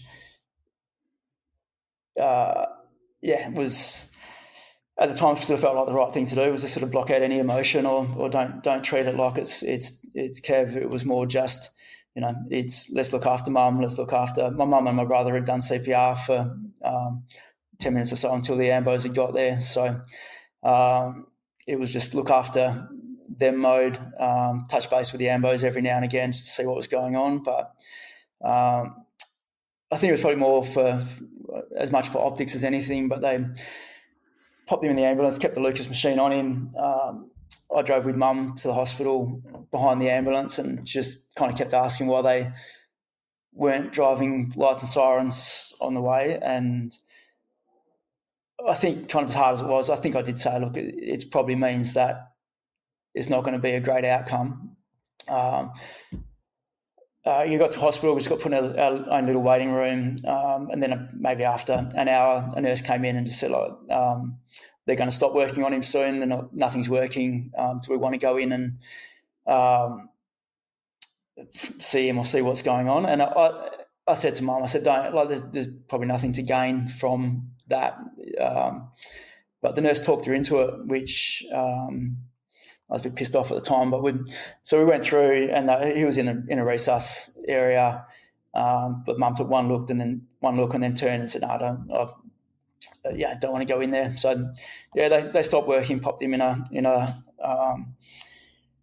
little, I don't know what you call it, a viewing room, and we're taken in there just to sort of say goodbyes with him covered up. It's interesting because you hear, I think it was my paramedic clinicals where they started bringing the families in when we were working the codes a lot. And, I can see how that creates closure on one hand, but on the other hand, do you want the memory of your loved one to be with defib pads and an ET tube down their throat? Bodily fluids, whatever's going on at that moment. So it is a kind of 50-50. It might work for some people, but it might make it worse for other people. Yeah, and I think I kind of half knew what to expect, and that's why I was pretty sure that it wasn't really what mum needed to be seeing. And again, with the Lucas machine is just pretty brutal with the pumping that it's doing. So but again, I was pretty, shut off from the whole thing. It was, my twin brother was up north at the time. So it was just sort of me and mum at the hospital, and my godparents came in. So my godfather, he actually got ordained as a priest, but he was one of Dad's mates growing up, and then through their studies, and then they'd been really good mates ever since. They came in and same thing. They sort of said their goodbyes. Em came in, and then subsequently left. And then when it was ready for, we sat in there for a while. When it was ready to leave, that's probably the only time that I guess that it hit me. But as we walked out, so we walked out of the room, walking down the hallway, and I sort of got 10 metres down the hallway, and it was just like, I had a little bit of a breakdown, and all I could think was, we can't just leave him in there. How can we just leave him in there by himself? it took a little bit just to, I guess, keep walking, because I guess that's when it hit that the finality of it, and that was really hard. But again, it's I felt it then, but I just packed it away, pushed it down, and got into work mode, and started looking at logistically what needed to be done. I guess in hindsight, I never really grieved him at that stage. That's something that kind of came a lot more recently with the treatment that I went through. Well, let's go to that then. So you're talking, 2021, you're still doing okay. Talk to me about 2022 and how that led you to MDMA-led psychotherapy. So I was at a busy station. We started. We were going to a lot of calls. There was some stuff that was going on work-wise that I think, and again, I know you speak to a little bit, or not a little bit. You've spoken to it about it a bit with the imposter syndrome. But for me, that was kind of always a pretty big thing. And I did about 10 years as a firey, and then got promoted to station officer. And I had a great crew, but I still felt like I didn't really have. Always looking at other people and just thinking, I'm not as good as them, or I'm not, never really feeling like I'm in charge. And that was despite a lot of feedback to the contrary, and a lot of people can sort of tell you that you're doing a good job, but if you don't believe it yourself, then it's never really going to sink in. But went to a job on Father's Day 2022, and it was just one of those sort of weird calls where it was called to a chemical suicide. 5 police officers had been taken to hospital with some sort of exposure to something. And when we arrived, were first arriving, sent sort of 2 guys in BA just to have a look at what was going on. Did some testing, and it ended up being nothing. So, well, not nothing, but so there was no chemicals, there was no hazmat, and they thought it was chemical suicide because the fellow was in a full sort of latex setup with a tube hanging out of it, but it was some sort of BDSM thing where you can pump up the mouthpiece of it to cut off a bit of oxygen, but not enough. Something had failed in it, and he died, but he'd been there for 5 days with the aircon on full in a brand new house that had just been painted. So as his parents had rocked up and found him, but the police sort of smelled the chemical smell of the paint, saw the tube, and then thought it must have been a chemical suicide, which we'd had a few of around that area and around that time. But the job itself, I had because the police had all been taken to hospital, an inspector, like a relatively high-ranking police officer, had rocked up. We still weren't 100% sure what was going on, but he demanded to go inside. I said no. He asked to speak higher up the chain. I got onto my next level up with someone at the communication centre just to sort of see what his right was to go in. Was told no, I don't have to let him in if I don't think it's safe. But he sort of almost forced his way in, and I had to just sort of let him go, which again, it just sort of added something to that scene. But we did what we had to do. But when I went home, I had the family round for dinner for Father's Day, and I felt off straight away. And Em was good.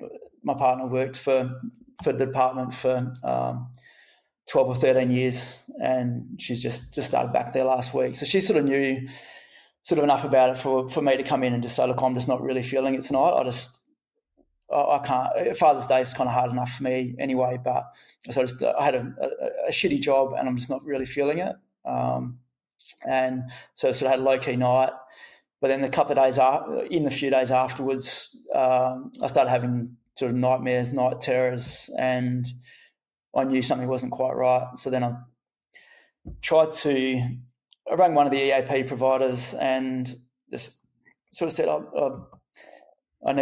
want a clinical psych, someone over 30, someone who's dealt with some first responder issues, and someone that does EMDR. And I was told that they don't do EMDR at sort of anywhere in that provider. Actually, no, sorry, I lie.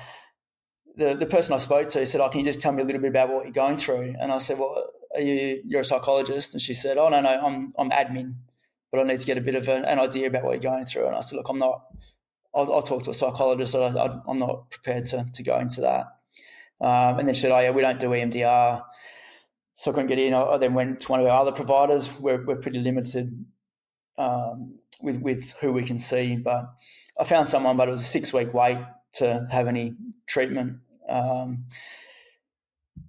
Probably then I didn't have any time off work. The next set of shifts I went to, I can't remember what the job was, something else that rocked me a bit. And then maybe 2 weeks later, I was we were called to just a normal alarm as we're getting in there to check us out. They redirected us to another suicide in a car, and the whole way there I didn't quite feel right. And we pulled into the car park where the car was, I was just lucky that the guy that was driving the pump at the time was someone I knew reasonably well, and I had a panic attack. And I had a couple of panic attacks before, but this one I just said, I can't do this. I can't get out of the truck. I was just sort of frozen in the front seat. So he just sort of went out and did the 360 and basically did my job for me. And then, that was, I started the EMDR probably 2 weeks after that. And again, I had really good results with the EMDR, but I had a heap of sessions, and I found every time I'd sort of start getting towards the end of one, I'd get a bunch of other things come in from the side to the point where it was really increasing my anxiety, and I was just in a state of I guess, kind of like fear all the time, all day, every day. Just couldn't shake it. The EMDR, it was working to a degree. As far like I stayed at work. We had one call to it was a 5 or 6 hour drive to an abattoir where someone had fallen into the machinery, and the other officer on my shift just said, "I know you're going through all your treatment. I'm happy to take the call for you." But I actually felt somewhat better, and I said, "No, I think I'm in a pretty good place." So I went to the call, and as it was, I felt okay with it, but the psych that I was seeing then went on maternity leave, and just said, "I think I'll send you to one of my colleagues who I think you'll get along well with." So I started seeing another psych, but through the EMDR, I'd used up my entitlement with the EAP. So they'd scaled it right back, so you only get your 6 sessions, and you can get an extra 4 if you need it.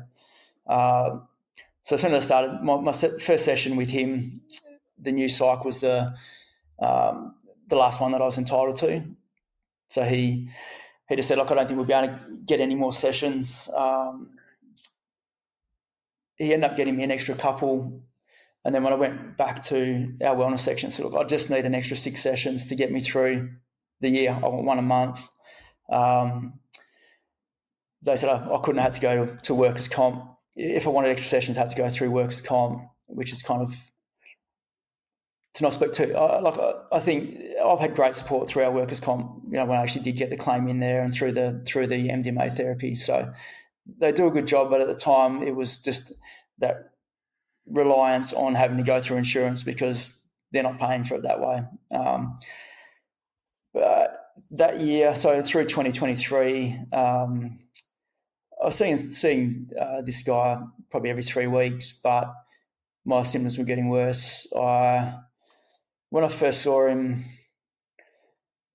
I was talking to I saw my psych this morning, and I was just talking about sort of some of these things with the suicide ideation, which I'd heard the term. I didn't really know exactly what it was, but all I wanted. I've got a really close group of mates, and I had spoken to a couple of them about it when I sort of got to the stage where I'd never say I was contemplating it, but it was just a constant thought with me that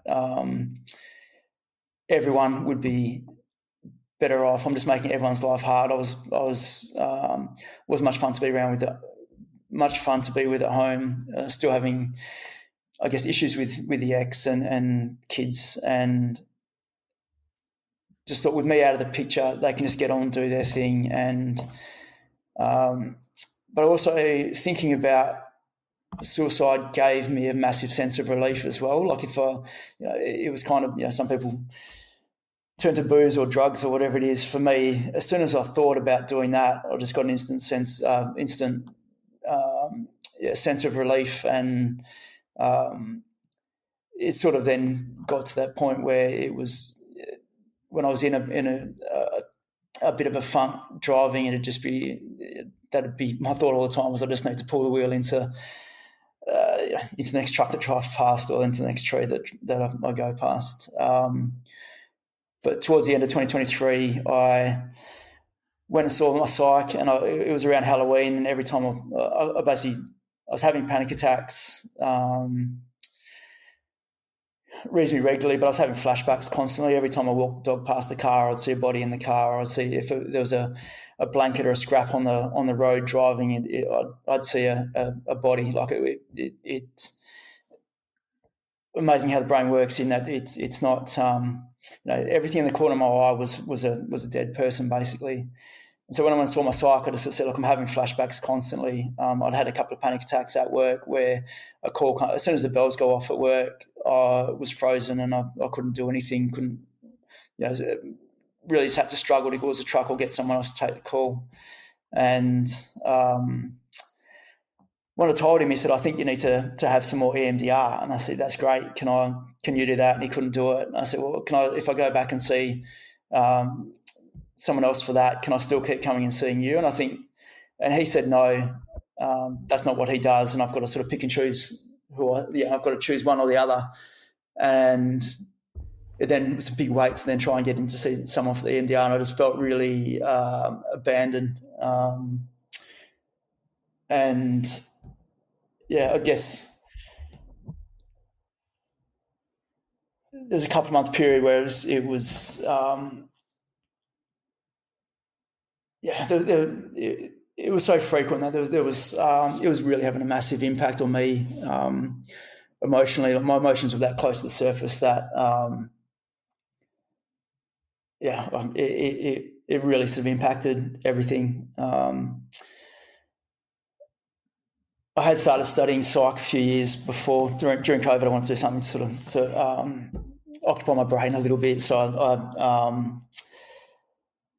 was just starting my honours, and I got lucky enough to get onto a psychedelic project looking at MDMA-assisted therapy for PTSD. And at the same time, my brother went to a wedding, was talking to someone whose brother was involved with MDMA, and ended up being the CEO of Ameria, which is one of the pharmaceutical companies that's doing the trials. And he offered to put me in touch with him, and I met with him just to talk about the project. But then he just sort of said, if there's anything you need, get in touch with me. That night we went to a nasty job, and I emailed him the next day and said, mate, is there any chance I can get in there and see one of your therapists? Because I couldn't get in and see someone through the EAP. So I started seeing one of the psychs at a place called the PAX Centre, which was linked to the Impacts, which does the therapy. And through that year, I saw psych in there reasonably regularly. The psych that I'd seen the first few months started the process of me trying to get into the trials at that stage of MDMA-assisted therapy, or there was some other trials that were going on through Veterans Affairs. He left, and I started seeing a psych in there named Dion, who kept that on the table. I went and saw him one day, and I told him what was going on, and that was sort of when things were peaking, and he just sort of said, like, why are you still going to work every day? And I couldn't answer him. And he said, like, you've got to think either you need to, to go back a little bit, I saw a psychiatrist through Veterans Affairs who diagnosed me with panic disorder and PTSD, recommended that I start on SSRIs. So when I went and saw Dion, he said, look, I don't think work's the best thing for you at the moment. You've got to look at coming off the trucks or looking at a different career path if you want to stay within fire brigade. But if you start on the SSRIs, then you won't be able to do the trial. So I opted to self-fund. At the time, I had a PTSD claim that didn't get accepted, even with the presumptive legislation. For some reason, they didn't accept it. So I was given the option to self-fund and just do one dosing cycle of the MDMA-assisted therapy. So again, Em was brilliant with that, with outlaying 13 grand of our own money to do a single dosing cycle. And that's how I ended up doing the MDMA-assisted therapy. Well, I just interviewed Dr. Ben Sessa for the second time, and he's one of the pioneers when it comes to MDMA-led psychotherapy. And it was so amazing when you and I connected and started talking about the treatment that you'd gone through, that this wasn't, so kind of black ops in Australia, that you had a pretty open path to get this therapy. So talk to me about how this treatment is viewed, and then let's go to your first experience. It's still relatively unknown, really. I think I went and saw I suppose it's our equivalent of MAPS here, the Australian Psychedelic Society. Went and saw the top dog from that speak in about 2018 or 2019. He just did an open lecture at a university on the psychedelic renaissance, and sort of from what he was saying, that we had the chance to sort of lead the way back in the early teens, but some political changes at the university that was going to be doing it, they saw drugs and scrapped it, so he got put on the back burner. But then in 2020, mid-2023, they rescheduled psilocybin and MDMA as prescribable medicines as opposed to scheduled drugs. So that opened the door for places to do some clinical trials in earnest.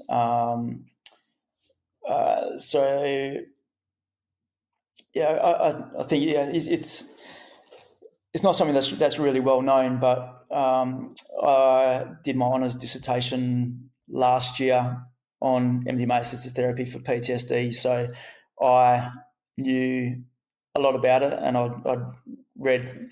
Well, I did a systematic review, which then ended up being a scoping review, just because there wasn't as much, I guess, research as it looked like from what was in the literature. But I'd read pretty much everything that Ben Sessa had written on the MDMA side of things, as well as all the other MAPS researchers. So I guess it's one of those ones in psychedelic labs around at universities and that here, it was well known, and the mainstream media had started talking to a few of the people that were doing the trials. So the trials here was mainly paramedics that were involved with that, as well as other non-uniformed PTSD sufferers. So it's still kind of an emerging thing. When I did it, I think I'd started screening for it in about October last year, and they'd only finished the trials, I think, midway through the year. So, it wasn't really well known. Well, for people listening, they don't realize that we lost connection 2/3 of the way through the interview. So if there's a little overlap, that's why. I can't remember if we talked about it before, or if I spliced this together, or if it was after. But talk to me about why that treatment is available to you in Australia versus the UK, America, where it's still demonized at the moment. Yeah, it was pretty. probably in a bit of a privileged position having done the dissertation on it. But what it was going through the process, it's been a 20-year process for MAPS to try and get MDMA-assisted therapy off the ground and approved by the FDA as a treatment. But in Australia, it sort of came out of the blue. Not out of the blue. There's been a lot of work behind it, but about 2 years ago, our TGA, which is the equivalent, gave approval for MDMA therapy for PTSD and psilocybin-assisted treatment for treatment-resistant depression. So that's when they started doing the trials here, and then by the time I started, it was already out of the trials and just into clinical practice. But that's where in the States, I think it was August last year, everyone was expecting it to get approved because the results of the stage 3 trials had been so promising. I think they were looking at, it was around about 90% of people had clinically significant improvement in PTSD. And this is people with moderate to severe PTSD.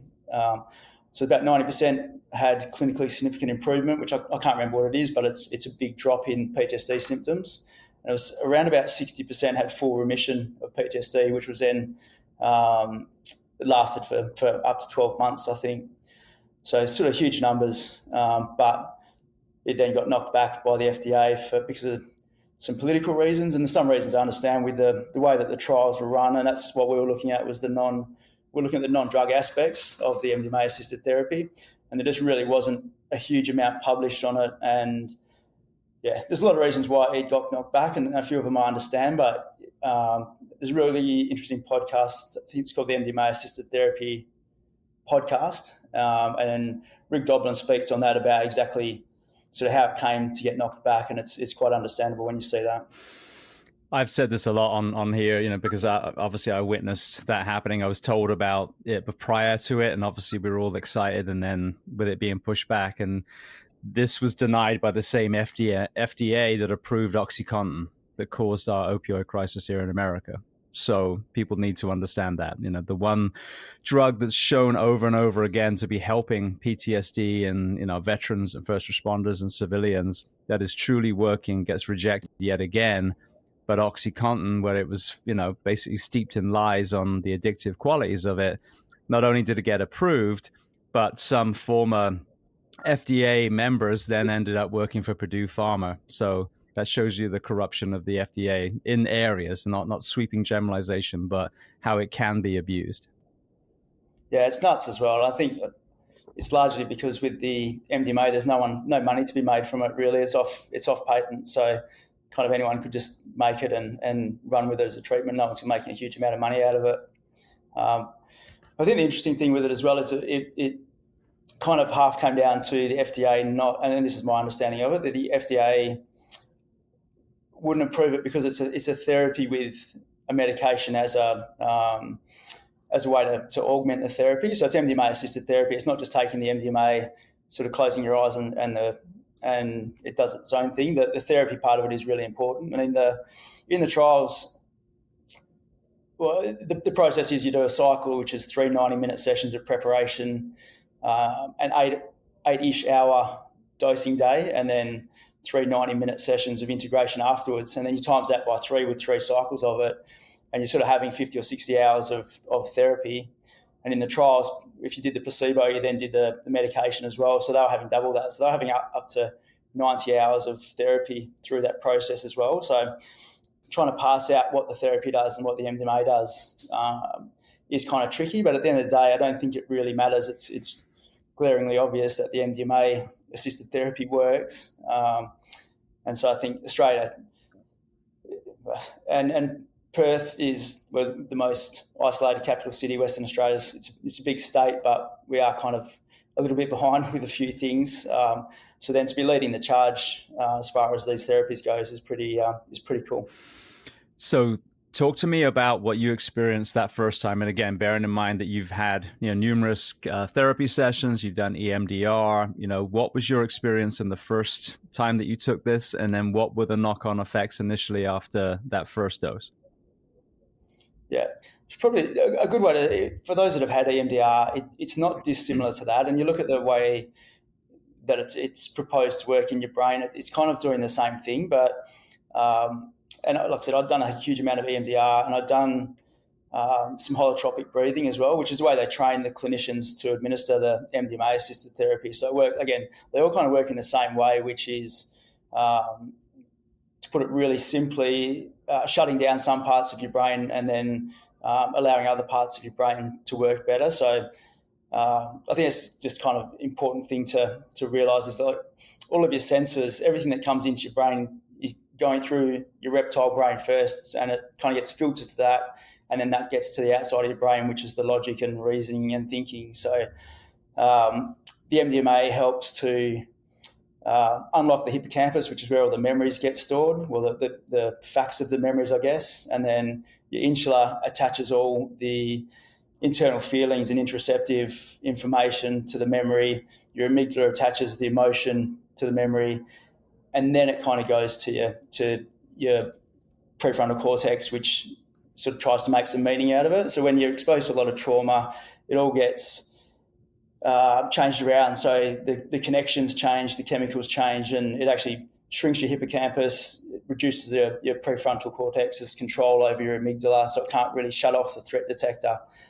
So with the MDMA, it works almost the exact opposite way of what trauma does to your brain. So it allows your hippocampus to work, you get full access to all the memories that you might have tried to, well, not tried to shut out, that your body's tried to shut off in a defensive sort of way.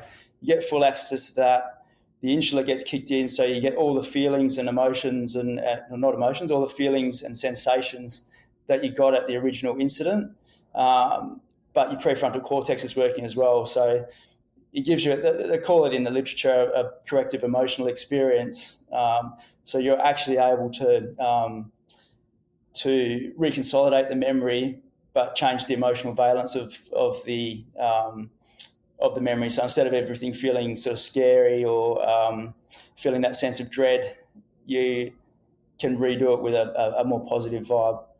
So for me, the dosing, I did the 3 90-minute sessions, but one of my, I guess, caveats was that I'd asked for my therapist to be one of the co-facilitators, and he was trained in it. So I've been working with him for 6 months prior, so he knew a lot about it. And as same as with the MDR, part of the preparation, they tell you it's a lot of education about what the MDMA therapy is going to be, but you also work on setting some goals for the therapy, and part of that is looking at what narratives you're telling yourself at the moment, or narratives are sort of running the show at that time. So for me, it was things like I'm not enough, I don't matter, and that was probably a big one for me, was going to all these jobs and having negative outcomes, even though you get told, oh, there's nothing that you could have done with it, or couldn't have done anything different, or the person was already dead. Even things we get told through the school, treat it like a dummy, treat it like a piece of meat, whatever it might be. It was all adding up for me, just not really feeling like I had any control over anything at work, which was then flowing over to normal life. And that really just didn't matter what I did, or that nothing I did mattered at all. So that was sort of the few weeks lead up to the therapy itself. And then on the dosing day, and all the sessions you have prior to the dosing are in the same room. So it's a really comfortable room. It's the set and setting that they talk about with psychedelics is really important in this case. So your mindset is the set, and then the setting. The rooms it's not like I suppose it's like a normal therapy room, but it's got a fold out couch. It's really comfortable. There's music playing, and it's just an ethereal AI-generated music track that the clinicians can adjust a little bit as far as the intensity of it, but they're pretty big on making it a track that you won't recognise later, I guess. Just that it's just music that can help facilitate the experience. So yeah, then the morning of the dose, they asked you just to bring in as many, like some photos to remind you of family and loved ones. So I took in a few photos of the family, set them all up. They do a few of their measurements just to make sure that medically you're in a good spot. The psychiatrist oversees the whole thing, as well as the 2 therapists. And one of the therapists brought in a small bowl with 2 capsules in it, and I took the medication, and then we just sort of sat and chatted for a while, partly about, again, just going over my intentions for the dose, as well as a little bit. At the time, I thought it was a little bit weird. They sort of asking me about sort of what some of my earliest memories were,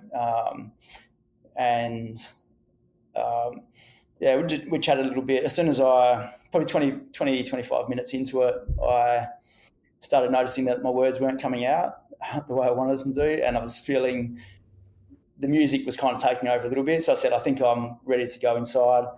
So I put the put an eye mask on to black out, and the noise cancelling headphones on, and then just snuggled back into bed.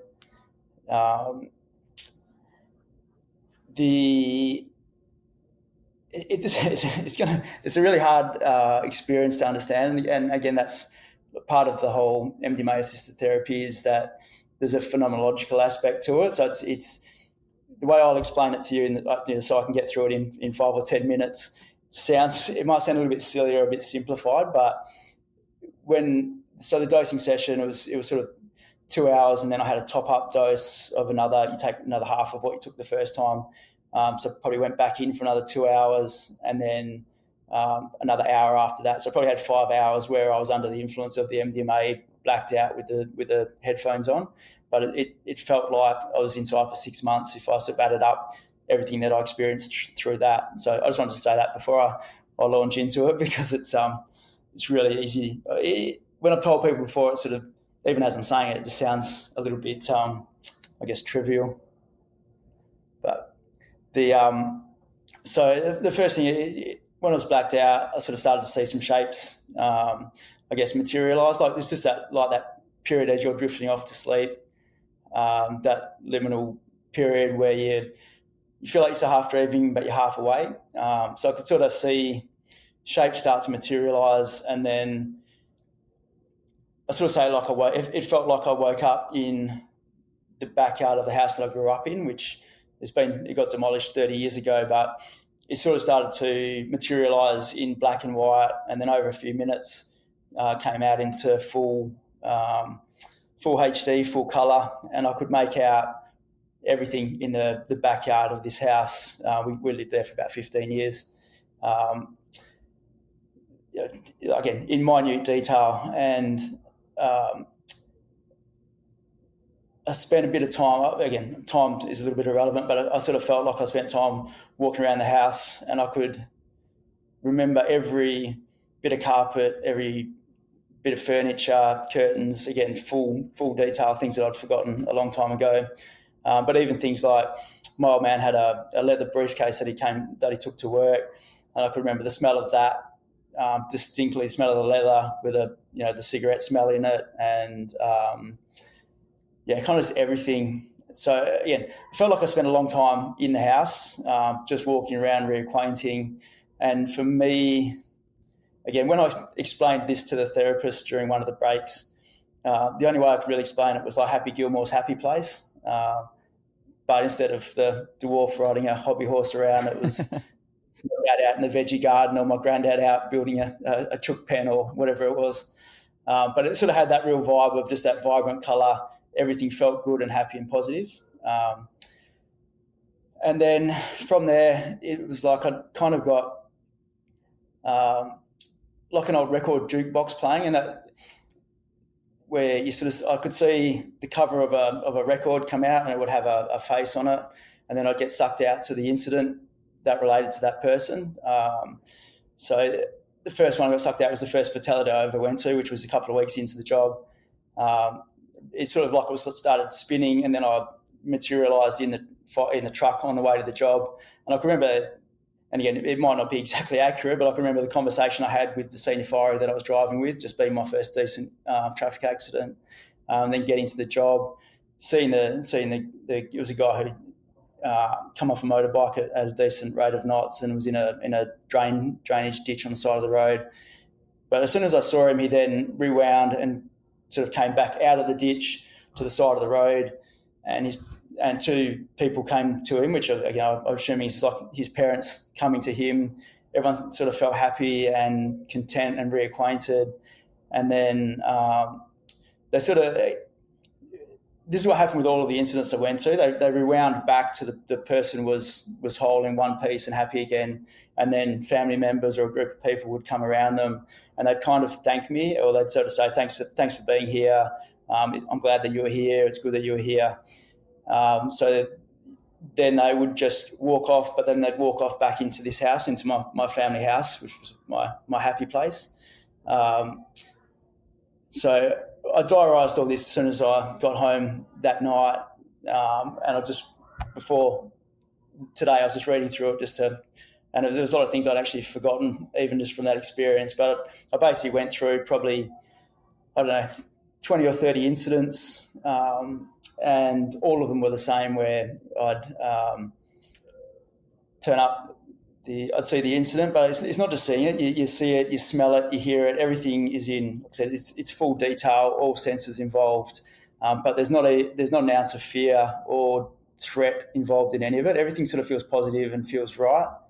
And then, so I then just felt a tap on my leg and took my mask off, and it was the therapist that's offering me the supplementary dose. My blood pressure had gone up a little bit, so they took me through some breathing exercises just to get my blood pressure down. But all I said to them at that time was, this is a time machine, because that's exactly what it felt like. It was amazing, just the amount of detail in it.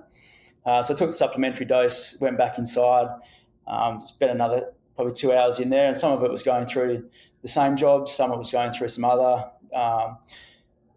Most of it was fire brigade related, but I did get taken back to East Timor with these two dead soldiers, and they're the same thing. They come back to life, and they're just standing in the jungle, all their family around them, and just kind of waving, smiling, and everything.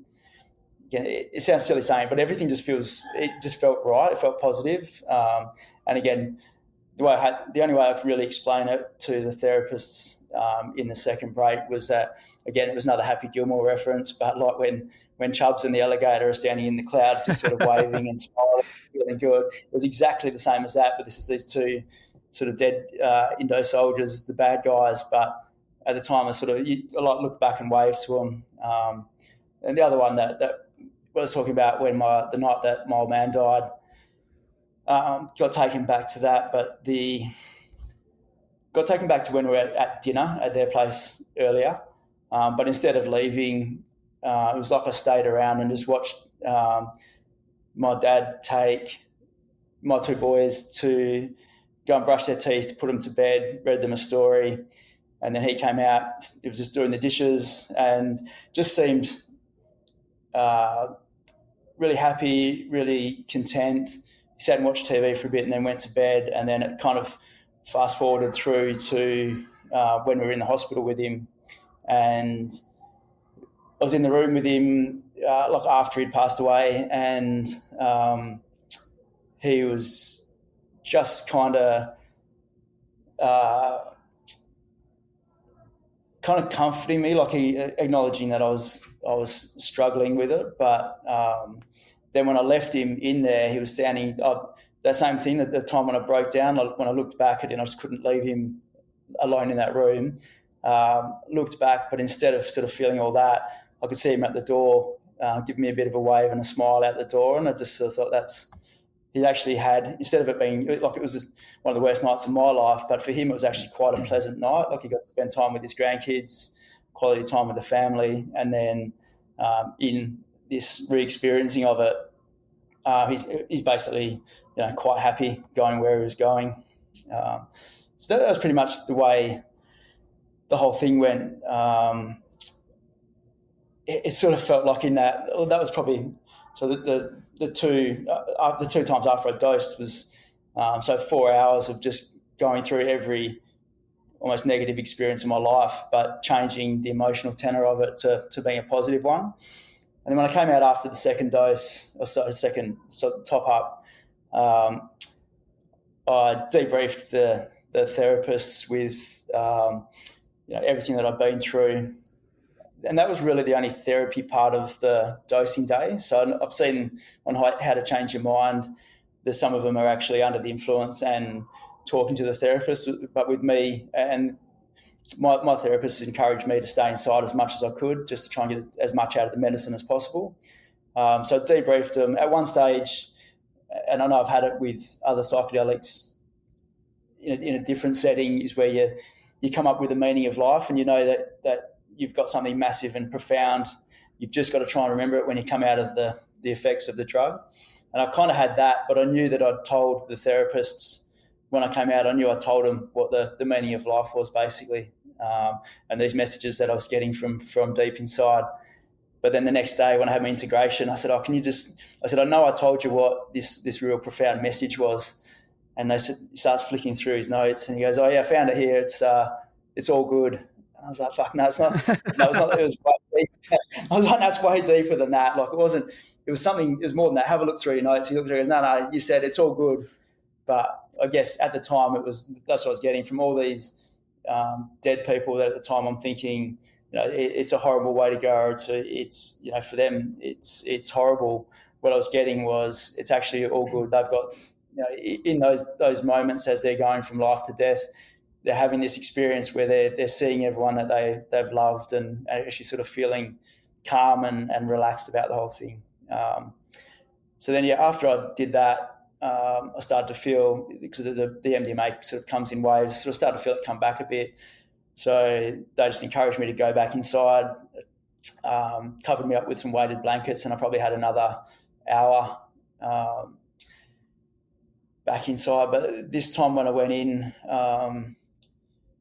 we went back to the house and everyone was there, but then got pulled out to, and again, it sounds a bit silly when I say it, but it was like being at on a ski resort where you're halfway up the hill and you're at a restaurant or a whatever it might be, and there's lifts going up and lifts going down and people going, but all of these dead people that had been at the house and their families were there in a big line, and they were either jumping on a snowboard and going down the hill, or jumping on a ski lift and going up the hill. And it was sort of this big, like a infinity type figure eight thing that they were going down, and said goodbye to my old man. He jumped on a snowboard and took off down the hill. He never snowboarded a day in his life, but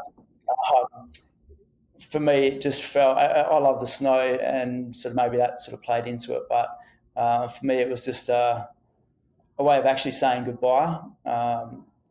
And yeah, it was just really cool. Just it was just seeing everyone actually say goodbye to their family and have a chance to do that, and then jump off and ride down the hill. I mean, it's so powerful listening to you explain. I know, as you alluded to before, that's just the tip of the iceberg of the experience that you had. But some of the things that popped out immediately.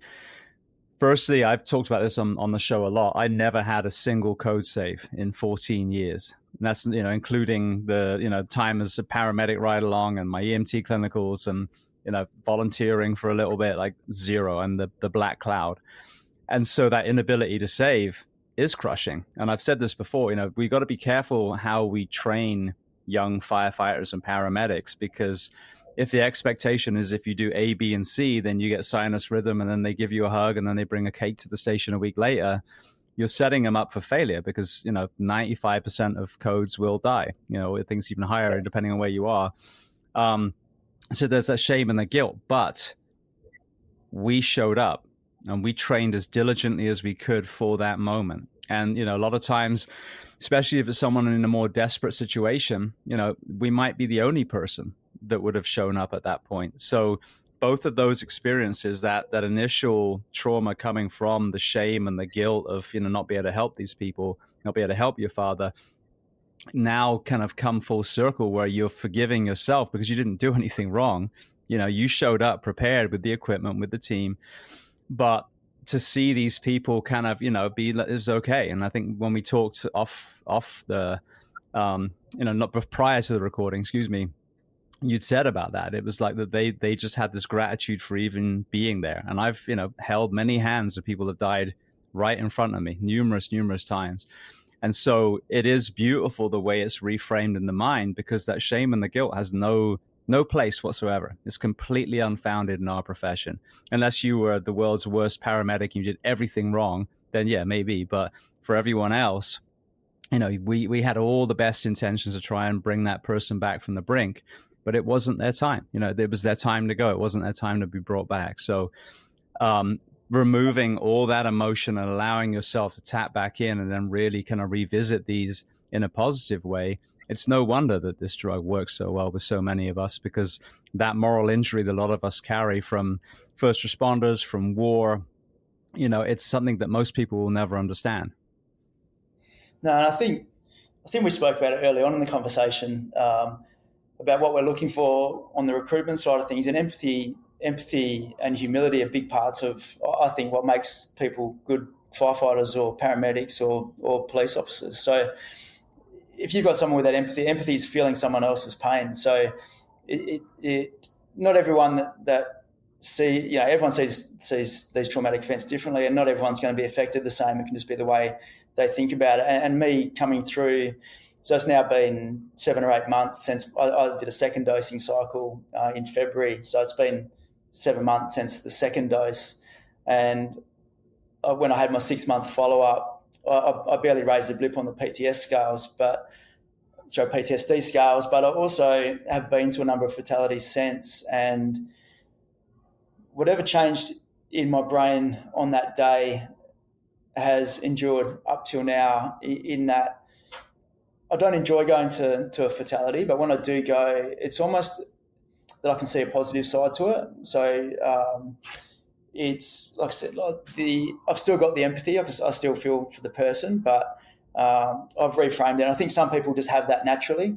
You're seeing it all day and you're not affected by it. Maybe they've got a process where they can do it. I think we spoke about it a couple of weeks ago, and you were saying the same thing with your beliefs and what happens afterwards can help, help when you're dealing with that sort of trauma. But for me, I couldn't until now. And I can't remember if we spoke about it or not, but a mate who was working as one of our wellness officers put me onto a process called the pause, or the sacred pause. Have we mentioned that? I can't remember. So again, we've talked 3 times now because of the internet drop. Let's just talk about it again, just in case. Yeah, it's something that it kind of makes a lot of sense. I think it came out of emergency rooms in the US after a particularly bad job where they were working on someone for a fair bit of time and then lost them. And then it was almost like wheel the body out. Everyone was sort of standing there like they needed something, but there was going to be someone else wheeled in that needed help. But they just took literally 30 seconds just to pause and reflect on that person. And there's a little a sort of paragraph that goes along with it, something like, let's just take a minute to remember Matt. He was loved by people and loved people, and now he's not going to be in their life. It's something like that. Like you can make it what you want to make it. But for me, I started using that afterwards and started working it into like a post-incident, like a hot debrief at the scene, because normally it's just make your gear up, jump in the truck and go back to station and get ready for the next one. Whereas this just gives everyone that time to, instead of, to actually sort of start processing that we have dealt with someone who's died and they're not going to be around anymore, instead of just, yes, when you're in an incident, you get that tunnel vision, and you're supposed to get the tunnel vision so we can stick with what we need to do operationally. But there's a lot of other things going in our eyes and in our ears and into our brain that we're not really aware of. So this just gives you a chance to, I guess, start unpacking that, but also to personalise the experience. And you're actually dealing with a person here, not just, it's not just a dummy in a training drill. I can't remember again if it was this interview or prior, but because I remember when you told me that, I did do that. When I think back, I always sat with the body for a moment and just had that brief moment. And I guess I was probably saying I'm sorry, but it wasn't like, again, coming from a crippling guilt or shame that we done anything wrong. It's just I'm sorry that this has come to an end at this point, because my whole philosophy is I don't know what's next, but I know that I fucking love this life at the moment. So for me, it's still sad when we lose someone. Now, hopefully there's something beautiful next, and that ties in. But that was definitely something that I did very deliberately, whether it was DOA, 90-year-old, cancer patient who'd finally passed away or whether it was someone that was, nailed by a semi, it was the same kind of thing. It was always just like, okay, making sure that you stay connected, that this was a human being with people that love them that's now been lost, and just acknowledging that tragedy because it is tragic. And then, circling around to what you were able to experience, turning that into a positive way, but you were there, you responded to that point. But yeah, I mean, if you just see people as, cadavers, then I think that again could be detrimental to your mental health. Yeah, because I think as humans, we know you can tell yourself, and again, I did a fair bit of anatomy at uni, so I was used to cadavers and bodies, but in that context, they are just body parts, and you're in a nice, calm environment. When you're at incidents, it's generally a fair bit of stuff going on, and as humans, you can sort of tell yourself whatever you want to tell yourself, but the reality is there's things that are going to happen as empathic beings that they start to build up and change the way that your brain's working, I think. Absolutely. Well, sadly, depending on which country people are listening to this on, you may have to go underground to find this incredibly powerful treatment for mental health. But you alluded to in Australia, obviously, it's a lot more accessible. So for people listening in your part of the world, how are they able to start the road to accessing this treatment themselves? That's a real tricky one. When I went in for I still see Dion for therapy. That was part of I had a works comp review after my second dosing cycle, and she was basically the psychiatrist I saw just said, like, you basically don't have PTSD anymore, but continue on. Just still keep seeing the psych every 3 or 4 weeks. Which then, strange enough, means the insurance company says it's maintenance treatment and they're not going to fund it. So kind of back to my 6 sessions a year. God forbid you get into preventative care. That just sounds crazy talk. Yeah. But yeah, so when I went in last week, I was just asking one of the staff there that works next door at the MDMA, where they do the MDMA therapy.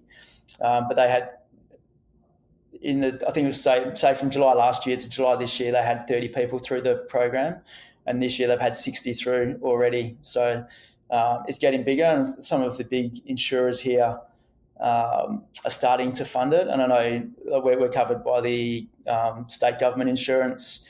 I was the first one to get the approval, or to get that approved. So I paid for it up front, and then I got every cent paid back from insurance, which was great. And work were really good with advocating for that. But I know there's I've got a mate from work who starts in the next couple of weeks. So he's already got funding approval for 3 full cycles, which is really cool to hear. As far as getting it, there's only when I did mine, there was only 3 psychiatrists in I think it was either in Western Australia or in Australia total that were licensed prescribers of MDMA. So while it's been classified as a medication, it's still under a special license. So that makes it really hard to get access to. I don't really have a real answer to you. I did my treatment through the clinic where I was seeing the psychologist, which is called the PAX Centre. And MPAX is the company that's doing the MDMA-assisted therapy, and now they've got approval to do psilocybin-assisted therapy, which is the combination of Amiria, which is the pharmaceutical company, or the research company, more than pharmaceutical, it's a research company. So yeah, all I can say is probably if they speak to their GP or their doctor or psychiatrist about it, and then try and figure out an avenue in from there. Otherwise, I think if everyone starts bombarding the PAX Centre, they're probably going to get they're going to run out of slots pretty quickly. Yeah, I mean, but that explains it though, supply and demand. You know what I mean? And even from an insurance point of view, when I was talking to Ben Sessa, if you have a therapy that costs, I mean, I know you were alluding to Australian dollars, so it's even less to people listening American. I think it's almost like 2 to 1. So let's say, 15,000 US for the 3 treatments together, 20,000.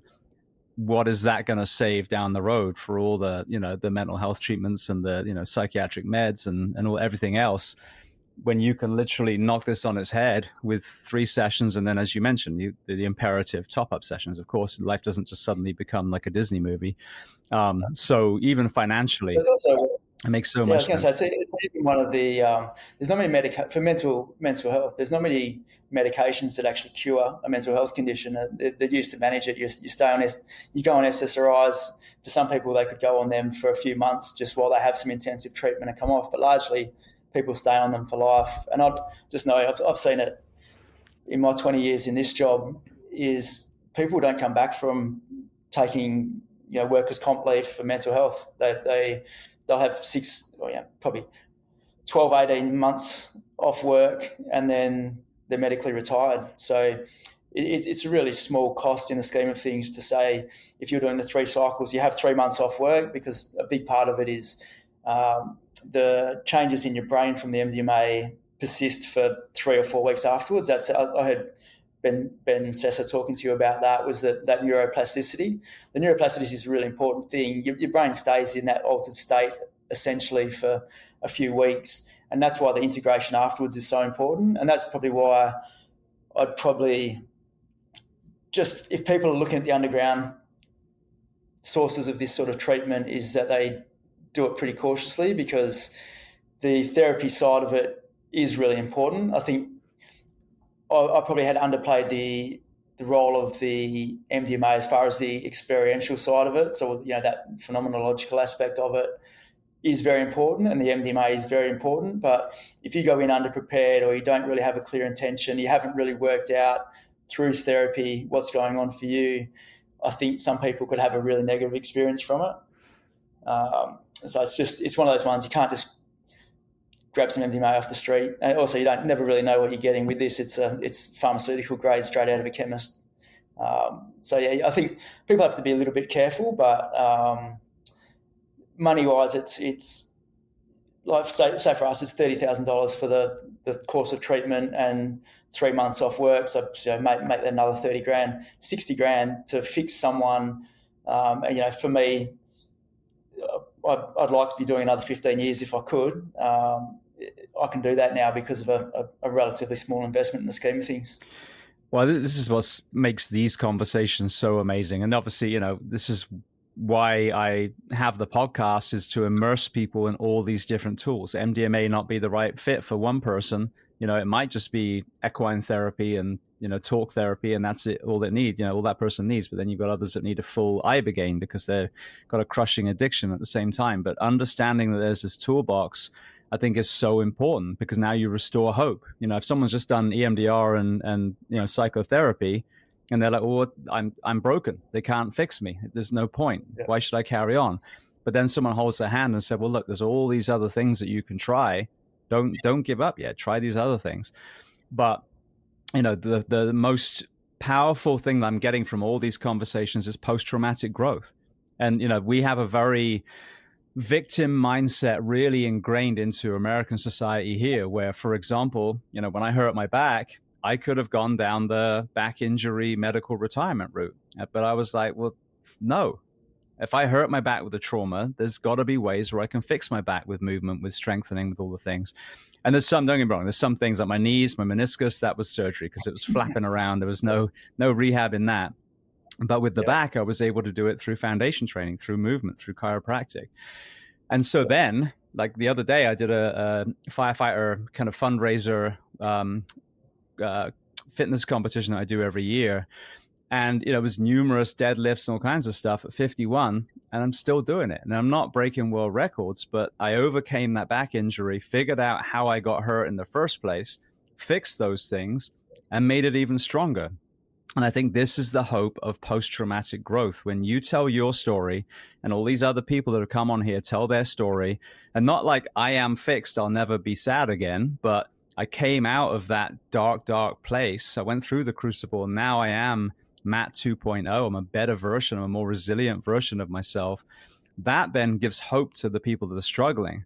Like, oh no, if I get through it, it's not going to be living with my PTSD, air quotes, and my therapy dog and all this stuff. And I don't mean to sound condescending, but that's the message that's given. Yeah. versus fuck that, I'm going to go through and I'm going to use this trauma to become a strength. The same way as I became a good firefighter because I went through some shit when I was young. That never ends. And so I think this is what makes it so powerful about your story and so many others on here. And thank you so much for telling it, is that I hope people listening are going, so I can get better. Not just better, I can be a better version of myself than I was prior to going through these struggles. And I think if that was front and center, it would really inspire people to actually do the work and look for the solutions. Yeah, and I think like I was a really big fan of EMDR, and like I said, the way EMDR works is very similar to the MDMA, and the feeling of it is very similar. And the difference is with the EMDR, you kind of have to.